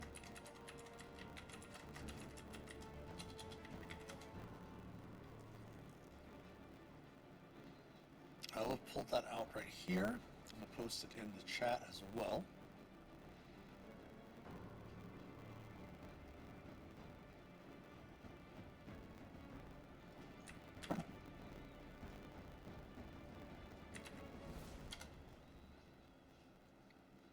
When making a melee attack, a creature that doesn't have a swimming speed, either natural or granted by magic, has disadvantage on attack rolls unless the weapon is a dagger, javelin, short sword, spear, or trident. A ranged weapon attack automatically misses a target beyond the weapon's normal range. Even against a target within normal range, the attack roll has disadvantage unless the weapon is a crossbow, net, or weapon is thrown, like a javelin, including a spear, trident, or dart. Oh, dart, so maybe I'm not gonna move. Oh, automatically misses. Wait, I missed that last part. It went away. Cast fireball on the water.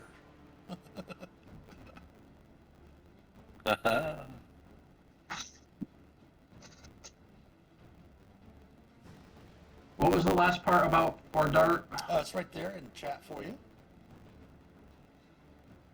Oh. Even within normal range, the attack roll has disadvantage unless it is a thrown weapon. Including a or a weapon thrown like a dart. I will not move my double move.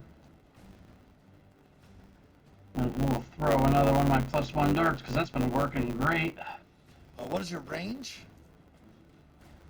The range on the dart is so that'll probably be disadvantage. It says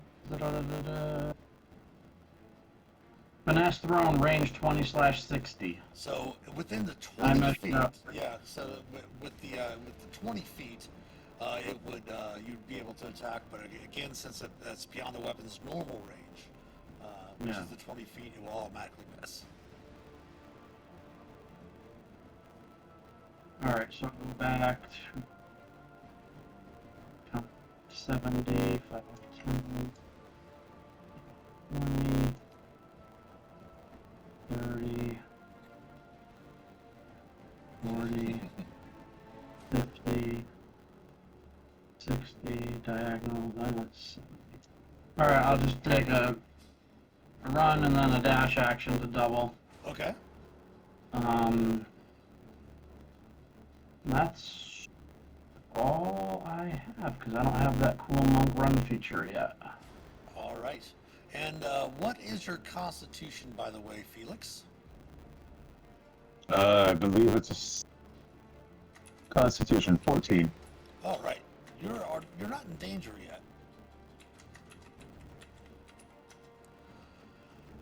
As the rules for holding your breath, I think it's your a minute plus your con modifier, I believe.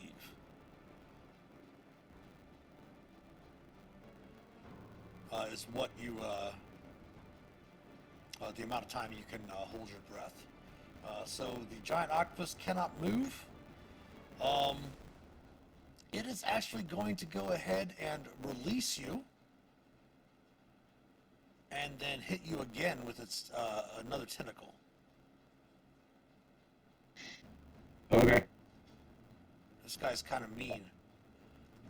10 bludgeoning, and then it grapples you again. Omer, you're up. Okay, Omar will,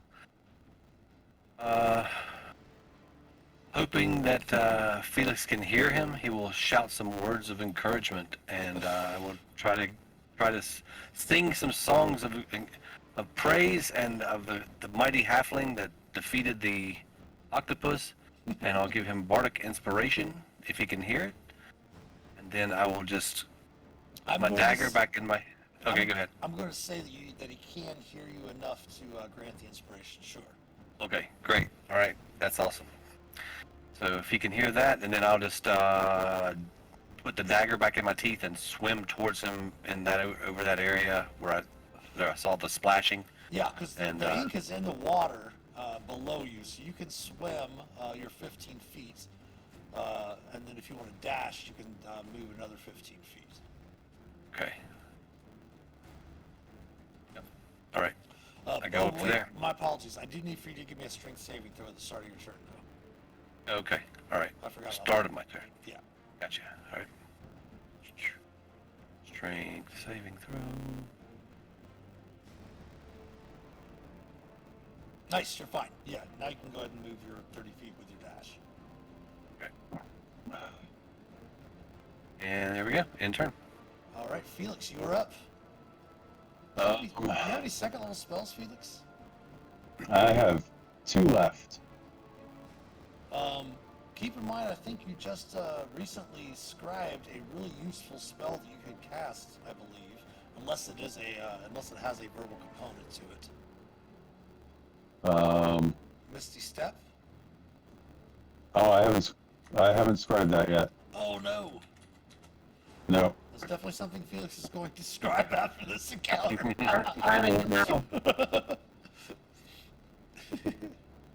We got 2 minutes. I can do that now, right? Oh, it is on. It's a verbal component too. Oops, never mind. Yeah. So, luckily, Rhymes Binding Ice, also a level 2 spell, does not have a verbal component. I might as well cast. Do I want to cast it again now that Olmar's here, or do I want to just? You can angle it to where it's not going to hit Ulmer. No. I know that, but I mean, if he's here, well, I use up another second level spell slot to. Well, you do have Bardic Inspiration. You can always try to escape. The DC is Yeah. a 16 strength athletics check. It's athletics. Yeah, we just try to escape a grapple. It is a strength athletics check. Oh yeah, that's a -1 for me. So. Oh, look, can't you use acrobatics as well, or am I mistaken on that? You can use. No, you can use acrobatics. Sure. Okay. Now let's try acrobatics to do that escape. and It's D6. the D6 isn't gonna help, so I'm not gonna waste it. I could max it, and it wouldn't be enough. Fair enough. Gotcha. All right. So Felix is underwater with the frozen octopus. I'm gonna try and push it again to Okay. do another. Keep in mind, to break the grapple, you'll have to move it at least 15 feet away from you. Yeah, Because this it's only moves me 5, so Yeah. I mean, you could attempt it. You might as well attempt it. yeah. It's free. Attempting a strength Yeah, so what's that? Another, yeah, it's a strength save. Hey, it failed. Let me go ahead and put the grappled condition on your token. Oh, yeah. There we go. All right. End of turn for Felix. Hannibal, you're up. All right, 10, 20 movement. This hurts. I'm going to spend 2 key points to reuse my Breath of the Dragon one more time. Okay.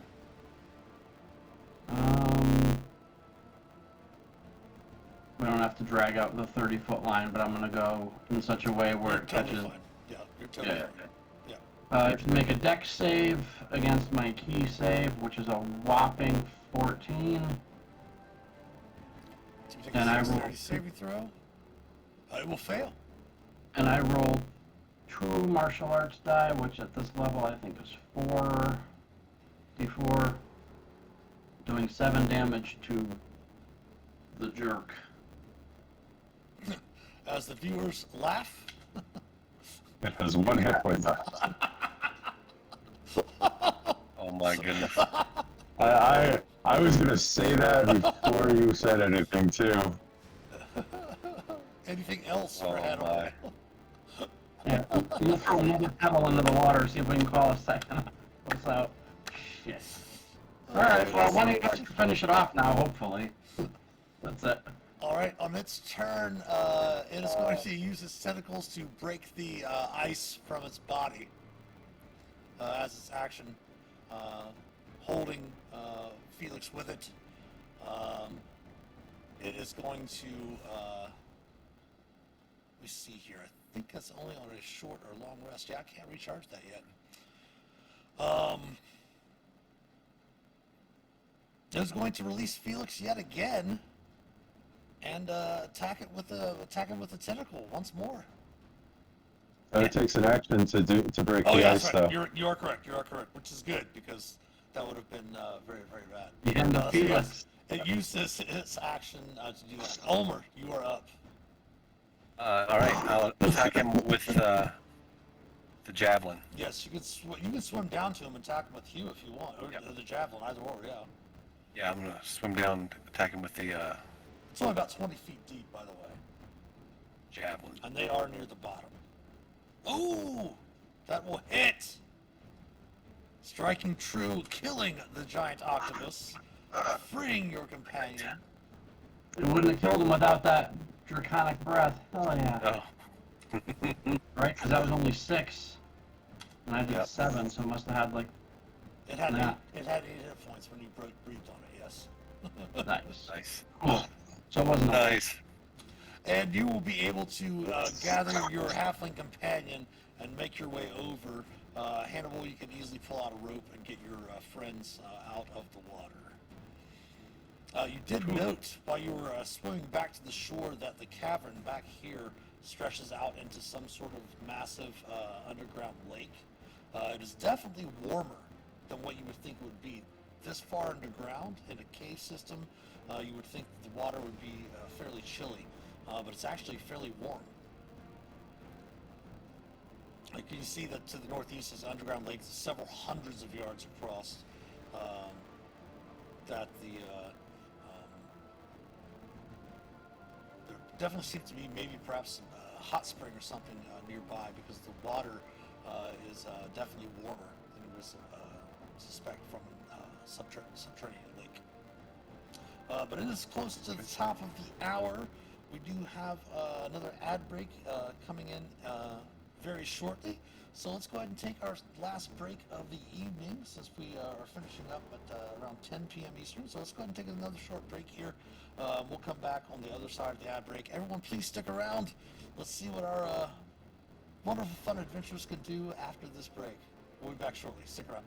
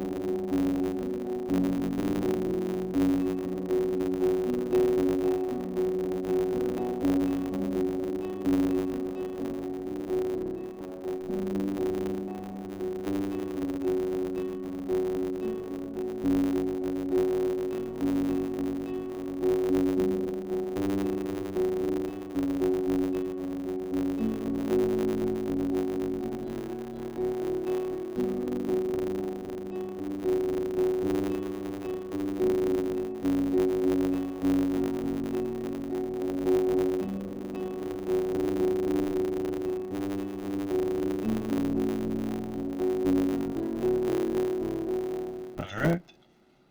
Welcome back. Welcome back on this side of the ad break, everyone. It seems like every week we get into new shenanigans. This is pretty fun. Really enjoying this campaign, by the way. This is our 13th episode. Obviously, we will have episode 14 next Sunday evening.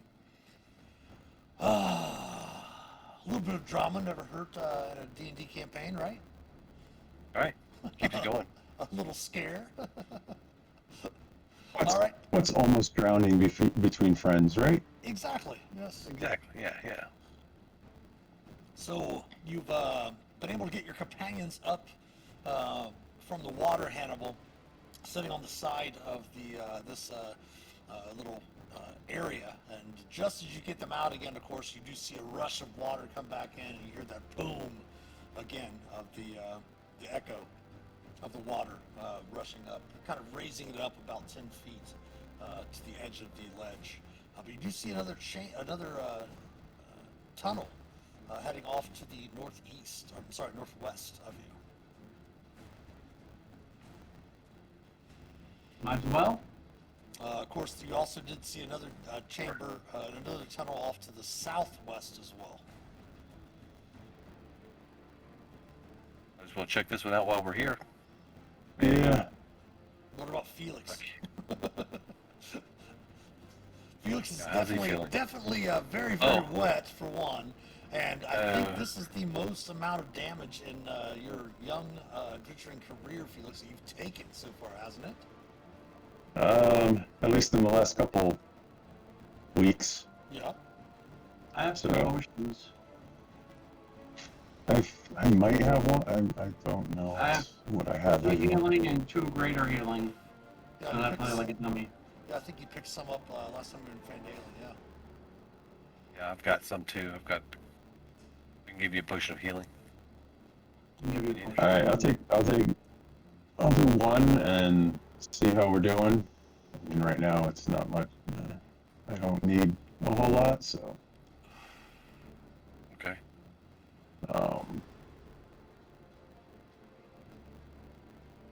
So I what's guess that? we're both giving you one, and you can use it if you need it. Yeah, 'cause what's 1d4 plus 1? 2d4 plus 4, or plus 2 is a regular potion of healing. Okay. All right, so I'll take one for now. Do 5 plus 7 healing. Mm-hmm.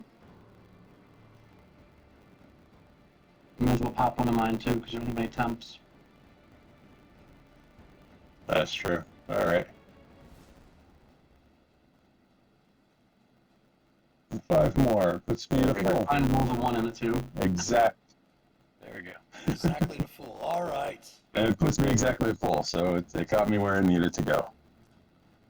Sputtering up all the water from Prestidigitation that shit Feel off. like Come on. Preston. Oh, hell yeah.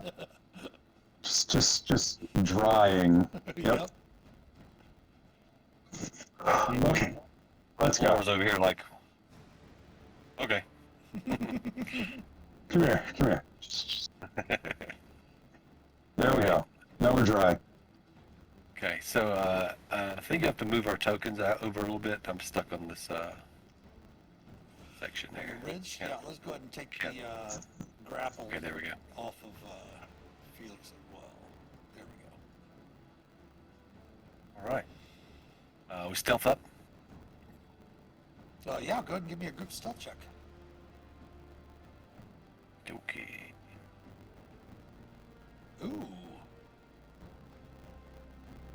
Hell's dice are getting hot. Shell was there. Yeah. Throwing out some dice. again. I think my feet are still wet. The computer's still, yeah. Unfortunately, prestidigitation didn't work in the real world. Squish, squish, squish, squish. Oops. All right. Yep, you start moving through the tunnel. Once you get about right there, Hunter will stop. Your passive perception hears. With your passive perception, you can hear talking above, talking to the west, I should say.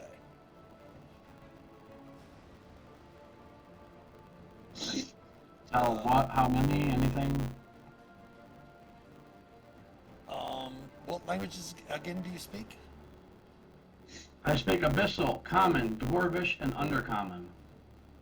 You do not recognize the language, but again, it sounds very much like you can recognize the goblin tongue. But give me an insight, if you would.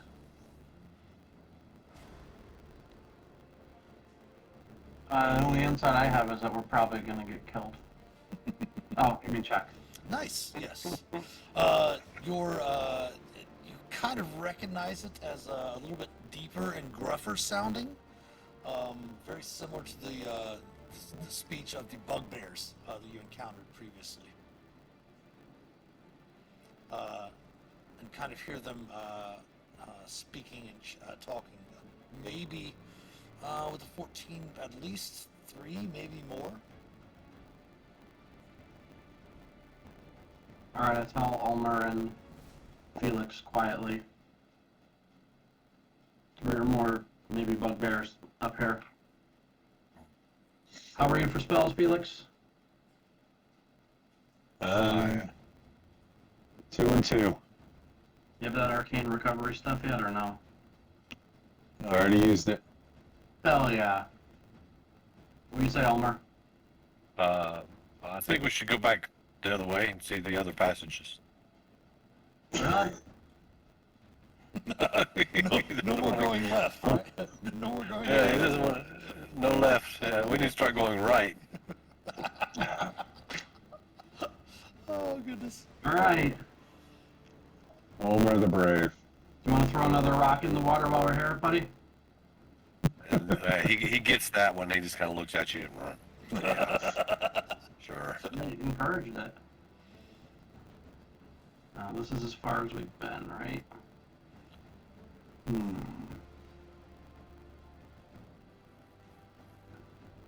You can tell that that passage actually starts to slope downward.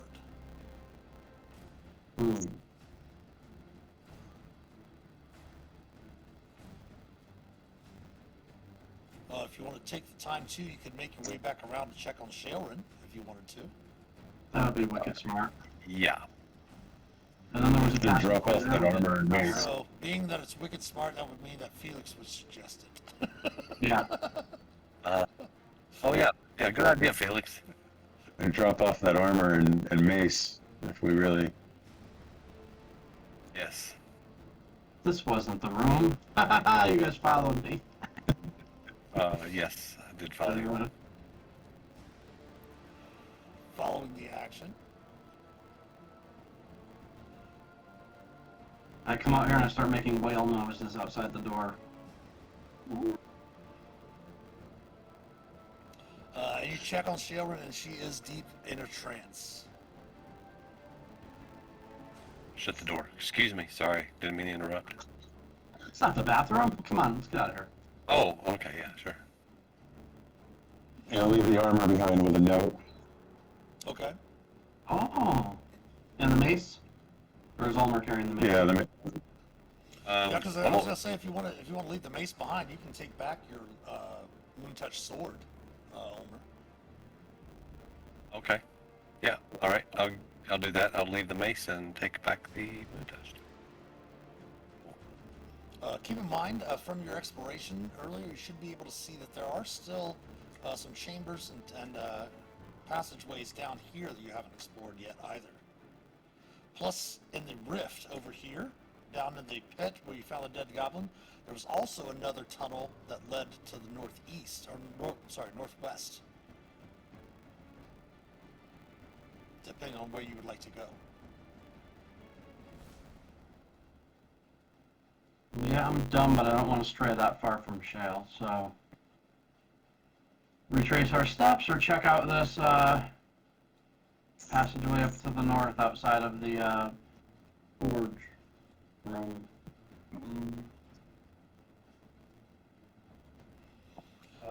What I'm going to let's say check out. is that she's a good 2 hours into her trance. It's been a while from like exploring this area here, checking out the chests and such like that, exploring the room up here. Obviously, it took you some time for the identification of the items, making your way back through here and such like that, and then making your way down into the water, and then the stuff after that. So it's been about 2 hours. So if you want to take a short rest yourselves, that's totally up to you. Or if you don't need to, you can continue on whichever direction you'd like to go. You don't get spells back on a short rest, right? I get key, but He's already used his arcane recovery. Yeah, I wouldn't get any spells back at this point. I mean, I'm down to 1 key point. I'd get 3 back, but is it worth an hour?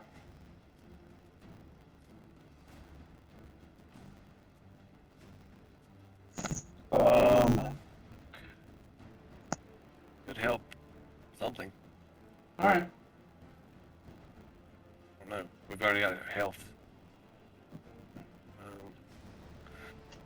When you Very- get back if your, it's been- go ahead, Felix. I'm gonna say if it's been 2 hours and we just take 2 hours, we'll get Shalrin back, and maybe I can when we're getting towards the end of it, I can cast I can do a comprehend languages ritual, so I can at least understand some stuff that's going on around us. And we'll be back to moderately full strength. True. All right, so we'll rest another hour or 2. Short Right. rest. So let's go ahead and let me make a couple of rolls here.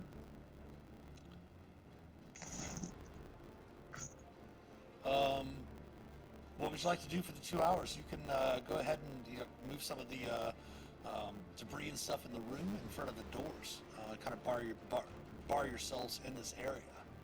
Yes. For sure. And after 2 hours, the trance is finished, and Shalrin has completed a long rest.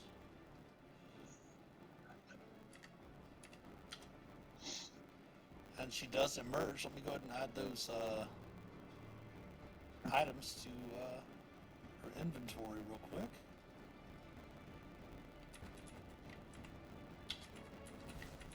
Yeah, that'll be a nice addition there. Breastplate and mace, both Breastplate magical. +1. Oops. Core there. Let's unequip the other breastplates.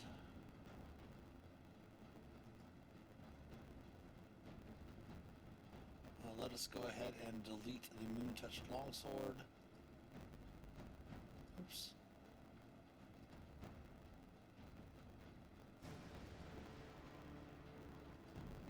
And we'll add the Mace +1.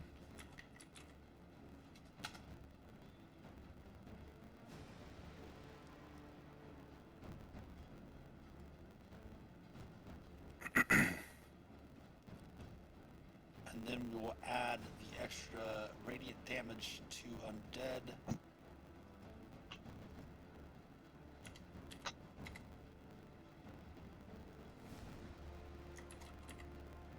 Oops.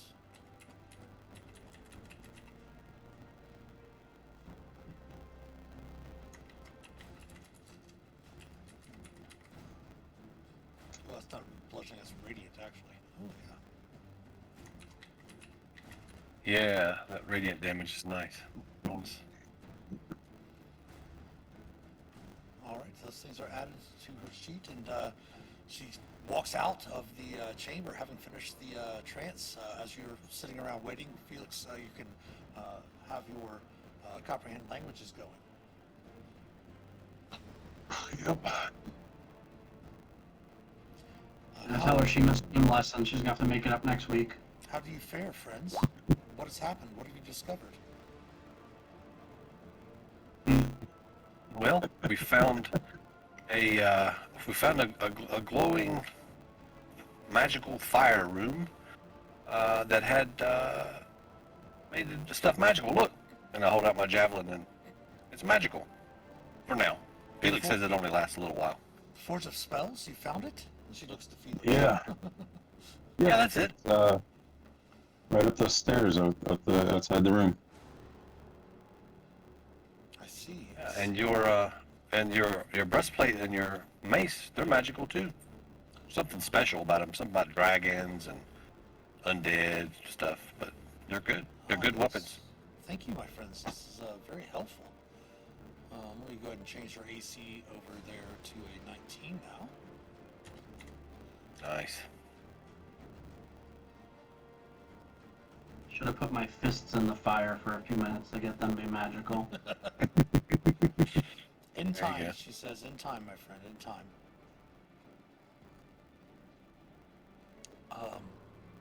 You appear to be well rested yourselves. Where should we head next? Well, we know where We three found some bugbears passages. were. Felix went swimming with an octopus. Yeah. What? Is that the reason why the front of his robe is yellow? Just kidding. Well, Just kidding. he cleaned up quite a bit, but he was all wet. I was too. We went in the water, and not far from there were some bugbears or goblins or something. I will note on the bonus side for you all, since she did take a long rest, she also has all of her spell slots back for you. Sweet. And that cool, yeah. And neither one of the Little sanctuary. neither the breastplate nor the mace were attuned. It had to be attuned, so she's good there. So ready to head out to lead the way, she says. Let's go kill stuff. Let's go. Yeah. Want to head back up to the Oops. bugbears? Sure. There we go. Now that we've got some Yeah, let's backup. do that. If you We want know to, we're there. before you start moving, hold on, Hannibal. Wait for everybody for just a second. Let me just go ahead and gather everyone together. Quit moving your tokens, please. I'm not. I'm going to move everyone together up to that area where you were. You want to go back up to the northern tunnel, right? Yeah. Okay.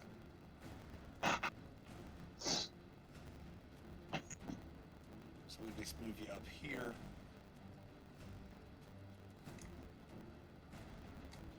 And then you can start moving, making your way down. Alright, do I remember about where I started to hear the voices? Yeah, it would have been right there. Okay. Yeah, I remember seeing blue. As you get up there, Felix, go ahead and give me a perception check too. Alrighty.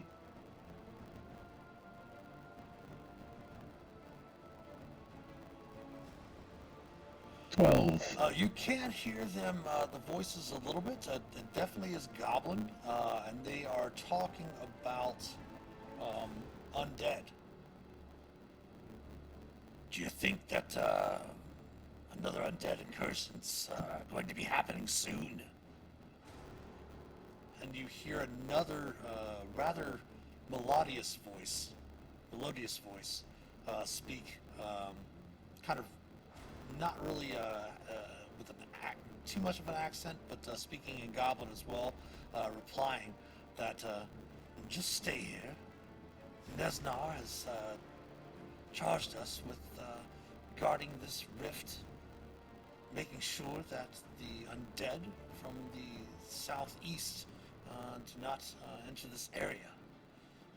What his plans are is not for us to question. And you hear a couple of other curses in Goblin from a couple other voices. Alright, I will back up quietly relay in a whisper what I heard. Okay. Um, Would you like to make another group stealth check? yeah. I'm going to use my DM inspiration on this one. Okay. And it meant nothing. You are fairly quiet, though. 13, 14, and 17. Those will just check. It is a successful group check. And it also is going to, the DC to be is their passive perception. Okay. Right. I think we Moving killed the ahead. undead they're talking about, hopefully. So Uh, southeast was the way we came. Shailwin will kind of reach out to Ulmer and Felix to stay behind for a moment to allow Hannibal to do a bit of scouting. Make your way up there, Hannibal. Kind of looking out. Go ahead and stop right there if you would, please. You do note that you do hear voices on the other side of this ridge, but you can't really make them out from this distance. But you do note that there is a bugbear up here on the ledge, and you can kind of see it over the ledge because the ledge itself is about 10 feet or so, maybe 15, but you can make out the head of another bugbear down below. And there does seem to be a waterfall, some sort of water, some sort of stream that you can hear burbling down there as well. Alright, I'll come back and tell them I see at least 2 around the bend. We want to try to draw them into this bend to kind of funnel them out. I think the 4 of us could fit right here in this nook if we kind of... Or do we just charge in? We can draw them back. Yes. As long as that's all you see over there. Yeah, there's only 2. We're fine. Alright.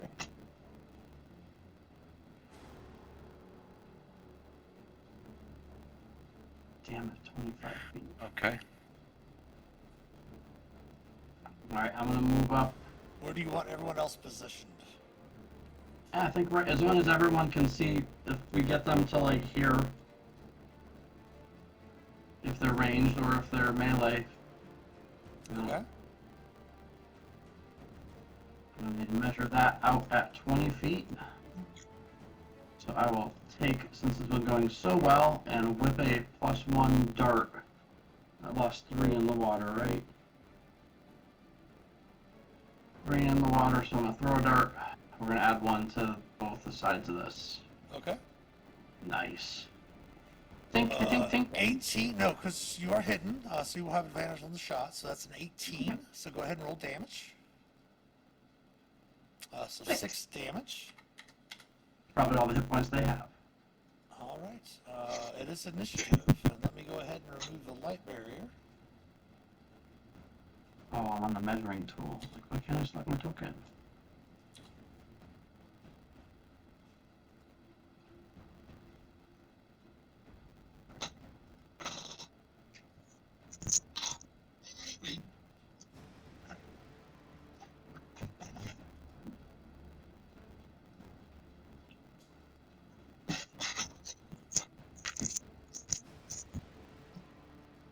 Top of the round.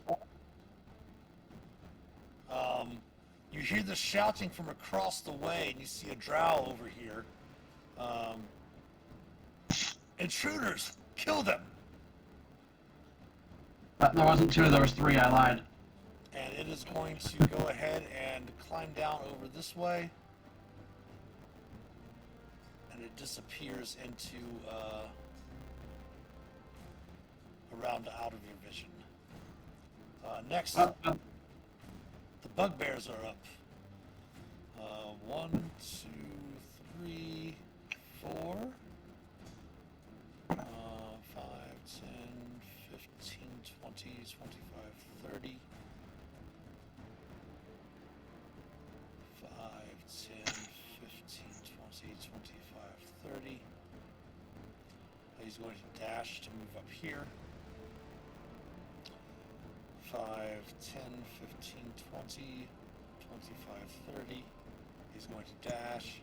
5, 10, 15, 20, 25, 30. Is it there? Nice. And this one is going to attack. It does have this feature, of course, as well. That I'm not going to apply that, even though the Bugbear playable race has changed it to where it, if they go before you in the initiative, I'm not going to apply that to the monster here in this case. But it's going to go ahead and swing its Morningstar at Hannibal. AC of 21 for 8 piercing. I guess that hits.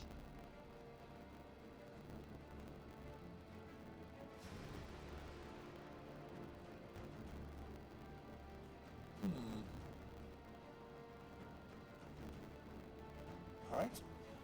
And that will bring us to Felix. Felix is up next.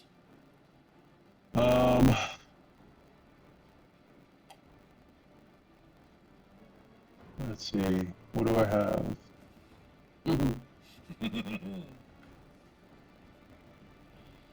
Cantrip that thing to death.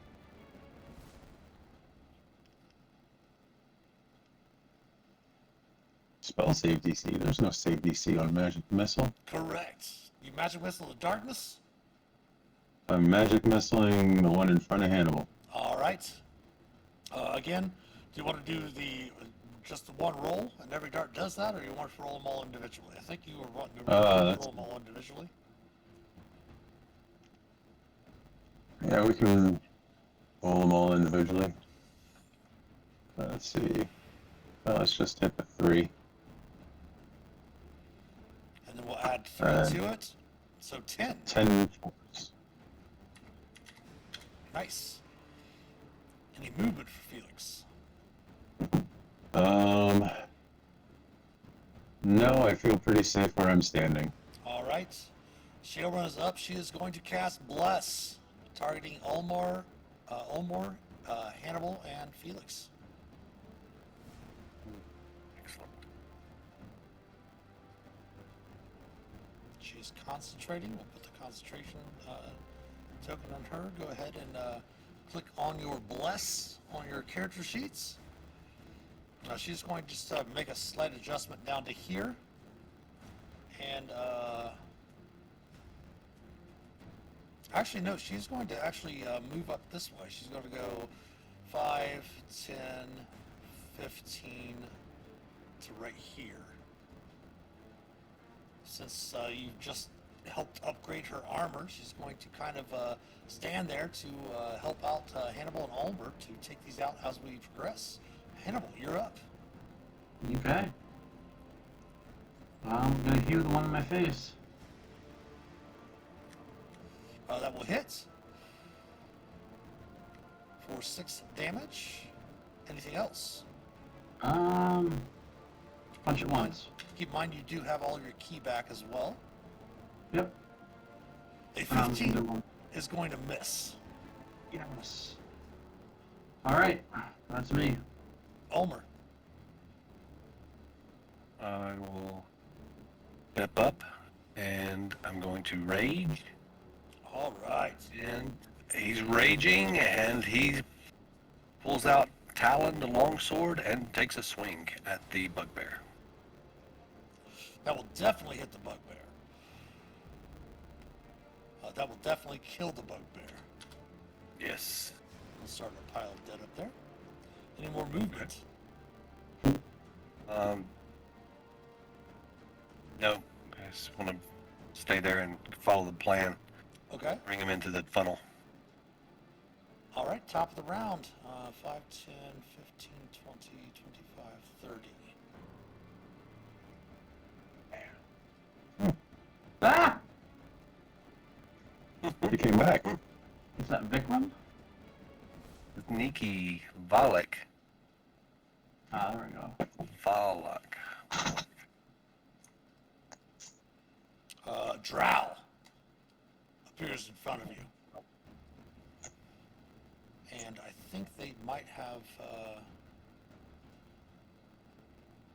melee attack. All right. Oh, that's right. They messed up the attack here when they put this in here. Okay, it's just going to be a melee attack here. Can you buy a short rest for just Ulmer? Sure. If you want to redeem your coins, your gold pieces for just Ulmer, feel free to do so.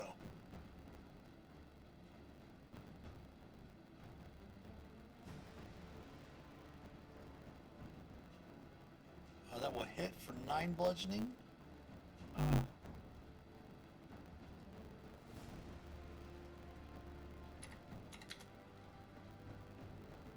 And then the second attack will miss. The bugbears are up. This one's going to move up to here. This one's going to move to here as well. These two are going to throw javelins. This one's going to attack with his Morningstar, hitting for 9 piercing. My goodness. At least they're not undead, right? And then the javelin attacks. Miss and miss. All right, Felix, you're up. All right. I got a couple things I'm going to do. I'm going to use a bonus action to move Shailrin up 1 All right. into this space here. Fair enough. I am going to move to here. Oh wait, hold on, one moment. Let me make her 2 con saving throws for the bless spell.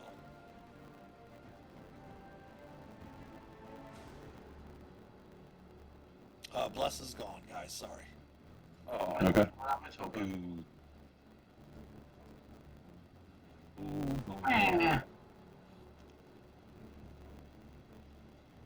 And from here, I am going to cast Rhymes Binding Ice. Let's see. Template. I will No, let you that's get. not- I will let you get 3 of them. Choose the 3 you want to get. The 3 bugbears. I can only get 3. Yeah.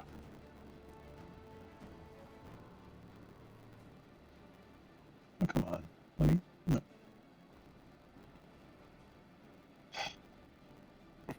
come on. Come on. It won't let me move That's the thing. I will go ahead and work on it for you real quick. So we have alt. Okay. It's probably because of the I do have the movement turned off. So you can either cast it this way and get these 3 bugbears, or you can cast it this way, straight off from you, and get the drow and the bugbear, 2 of the bugbears. So I can't angle it to get. No. Okay. So which one would Um, you like to get? I definitely want to hit that drow. Okay. So this So- bugbear, and then the drow as well. Okay. Perfect. Yep. Go ahead and cast that spell.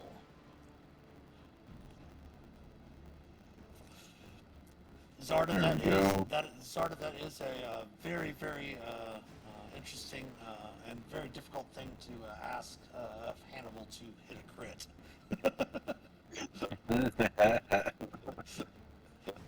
Everyone's a critic. Goodness. Okay, so on the drow first, we'll attempt his con save. Con save. Yes. He will fail. It's a Oh, fail. wow, nice. So the damage is 12. He does not, I don't believe, have any resistance to that. No. And he is going to be restrained, correct? Yep. Hindered by ice formations for 1 minute. So not restrained. Oh no, speed reduced to 0. So I guess technically. Oh, just speed reduce 0. Okay, no worries. And then we'll attempt the con save for the bugbear right nearby. He will take the 12 cold. Nice. Fortune. Timora is on Felix's side tonight. And he will fail as well. Yes. Finally. When I threw that dart, I threw my dice too, and they picked them up. Don't forget, by the way. Oh, never mind. Never mind. Let's go. Let's just put the Forget. We'll put these yellow ones on each one of these to represent their speed is 0 at the moment. All right. Anything else for Felix? Take care, Zarda. Thank you so much for sticking around tonight. Appreciate it very much, though. I'm going to take. Let's see. If I move back, I incur attacks of opportunity. Yes. You know what? I'm going. I'll risk it. I'm going to Okay. take a 5-foot step back. Okay. I think that's the last of my movement, but That will miss, and that will miss. All right. That brings us around to Sheoran again. She is going to try to cast another spell. Actually, no. She is going to she is going to cast a spell. She's going to cast her spiritual weapon. We'll bring that up for you. Spiritual weapon.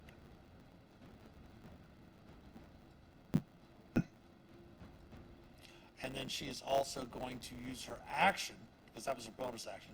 She's going to use her action to pull up her Twilight Sanctuary. Ooh, very nice.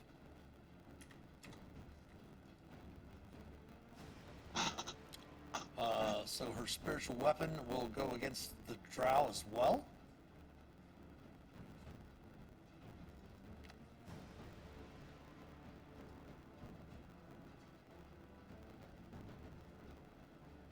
Where's the spiritual weapon? There it is. Oh, yes. In our class of 24, nice. For 10 force damage, nice.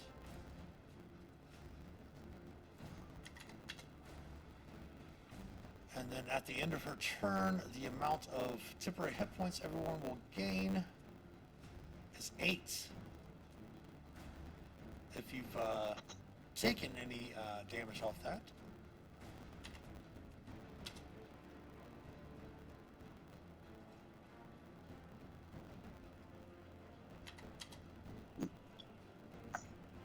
And then Hannibal, you're up. Sorry, Elmer. I'm gonna step up. I'm gonna Not swing at the drow with you. Where's yeah, the guard you go? will. There's that Sarge, you crit. freaking guard left. Did you get to see the crit? Oh, screenshot that. Screenshot that. Yeah, We should yeah. Someone should clip it and put it on the channel. Someone should clip that, yeah. I just. Oh, I got you. Just for Zard. But go ahead and roll your damage. Yeah, you can clip that afterwards. Go ahead and roll your damage. Nice. Nice. Oops. I need gaming mouse. Oops. Has an accelerator on it. Excellent. All right, and You have all Because your it's- yeah, you have all your stuff back. So if you want to flurry of blows, you can.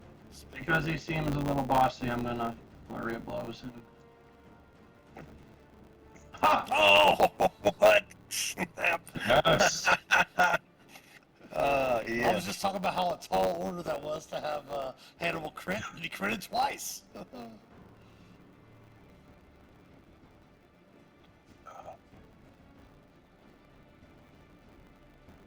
All right. I assume the 12 doesn't hit. Correct, yes. Anything else? Can Ulmer attack? I've got javelin.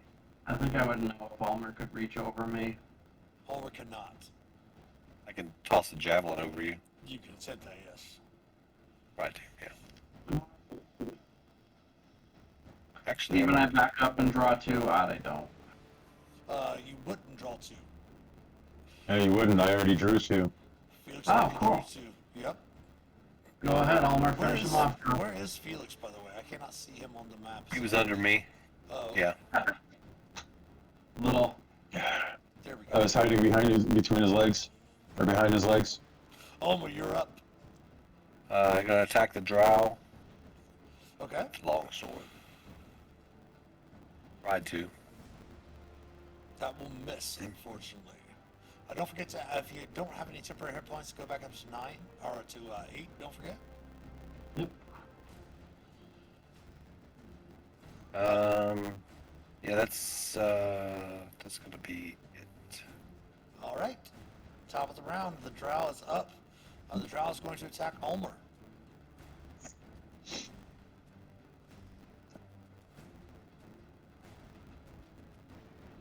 AC of 24 for 8 bludgeoning. Ignore the rest of it because the setup they put in here, obviously you can see that it's a doppelganger in the chat. But I'll have to remember to change the, I don't think there's any more doppelgangers in here, so we'll see. And then its second attack, oh, actually it's only 4 because you're raging. The second attack will hit for only 4 more as well. Okay. The bugbears are up. The bugbears are going to, the first one's going to attack you with its Morningstar. Missing horribly, and the other ones will throw their javelins. Missing and missing. Felix, back around to you. Shield wall. Right? Yep. Don't forget Omer. Oh, that was at the end of your shirt. Never mind. I can't. It won't let me. There we go. Right there? Right there, where I can hit the 2 of them and not hit Ulmer and hit the ones in the back as well. All right. Go ahead and roll That's that my dice. last first level spell. Alright, where are you? Right there. 24.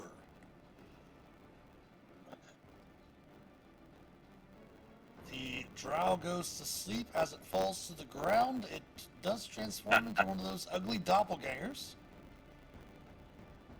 Let me see here.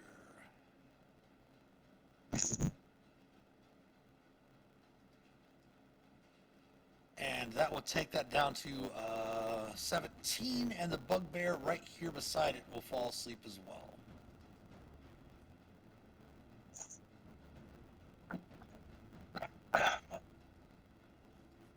The other 2 are still up in the back. Anything else, Felix? Can I use my telekinetic push to pull this one, or telekinetic, whatever it's called, to pull this one 5 feet closer to this spot? If you wish to attempt to, yeah. I will attempt that. I will pop that in chat again. Fail its save, it will be pulled towards you 5 feet. Alternatively, if you would like, you can push it back off the ledge 5 feet. Yeah. It wouldn't be enough to kill it, and I'd rather keep it here with us Fair than. enough, fair enough. Okay, anything else? No, I think I'm good where I'm standing. All right, Sheldon is up. First thing she's going to do is use her bonus action for her spiritual weapon. She will hit. She's going to move, obviously, over to... actually, she doesn't have to move it. She can just hit this one here, as it were. Rolling its damage. Ooh, 7 force. She is then going to go ahead and step over this one's body. Come over here and she'll swing that nice new mace that you all gave her. And she will miss. Hannibal, you are up. Alright, is there any scenario where spiritual weapons in the way, shale's in the way? Spiritual weapon does not take up a space for you. It's kind of insubstantial. You can share its space. Step over. Or you These can are the even- two that are. You can even step down here if you want to.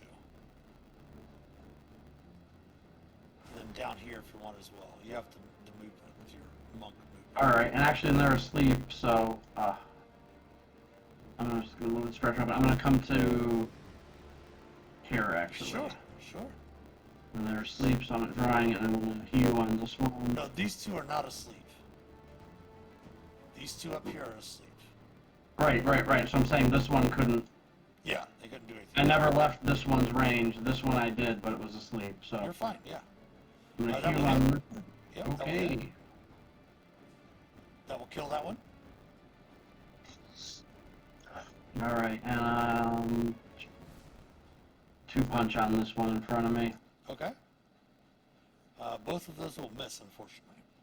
All right, that was a good use of the key point. And that's some more. All right. I'll move over 5 more in case I don't know. I don't want to cause. Sure. Yeah, Ulmer, you're up. I'll step down here and swing recklessly at this one. All right. Long sword. Oh, that will hit. Ooh, nice. Anything else? And I. All right. Top of the round, Valak will snore. The one remaining bugbear is going to swing around and try to attack Shailrin. Oh wait, I did forget to roll her temporary hit points. Let me try that and see if there's anything extra from that. Nice. It does move back up to 9.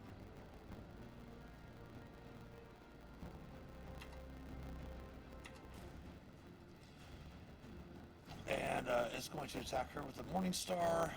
Is going to miss. Felix, back around to you.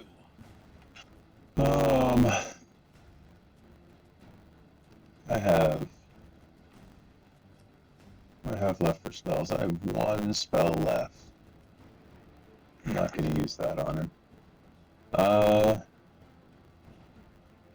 Chill touch. All right. It's not a will save, so why is it saying that? Because you're hitting the description instead of actually click on the spell itself and it will should make the attack roll. There you go. Yeah, 16 will hit on the numbers. 3 necrotic. All right. Anything else? Just gonna move a little bit. Move next to Valak here. Okay. Go ahead and put yourself up to 9 temporary hit points. Shailrin is Alright. up. She is going to swing her spiritual weapon. That is going to hit for 11 force. Oh my goodness. Nice. Oh, so close. Yep, right. And then she's going to swing the mace. How to change things around once we. She's going to miss with the mace. Hannibal, you're up. Thanks, Shell. I like finishing. Hugh. Oh my. Another crit. So there's going to have to be 2 clips that you're going to have to put up there. Yep.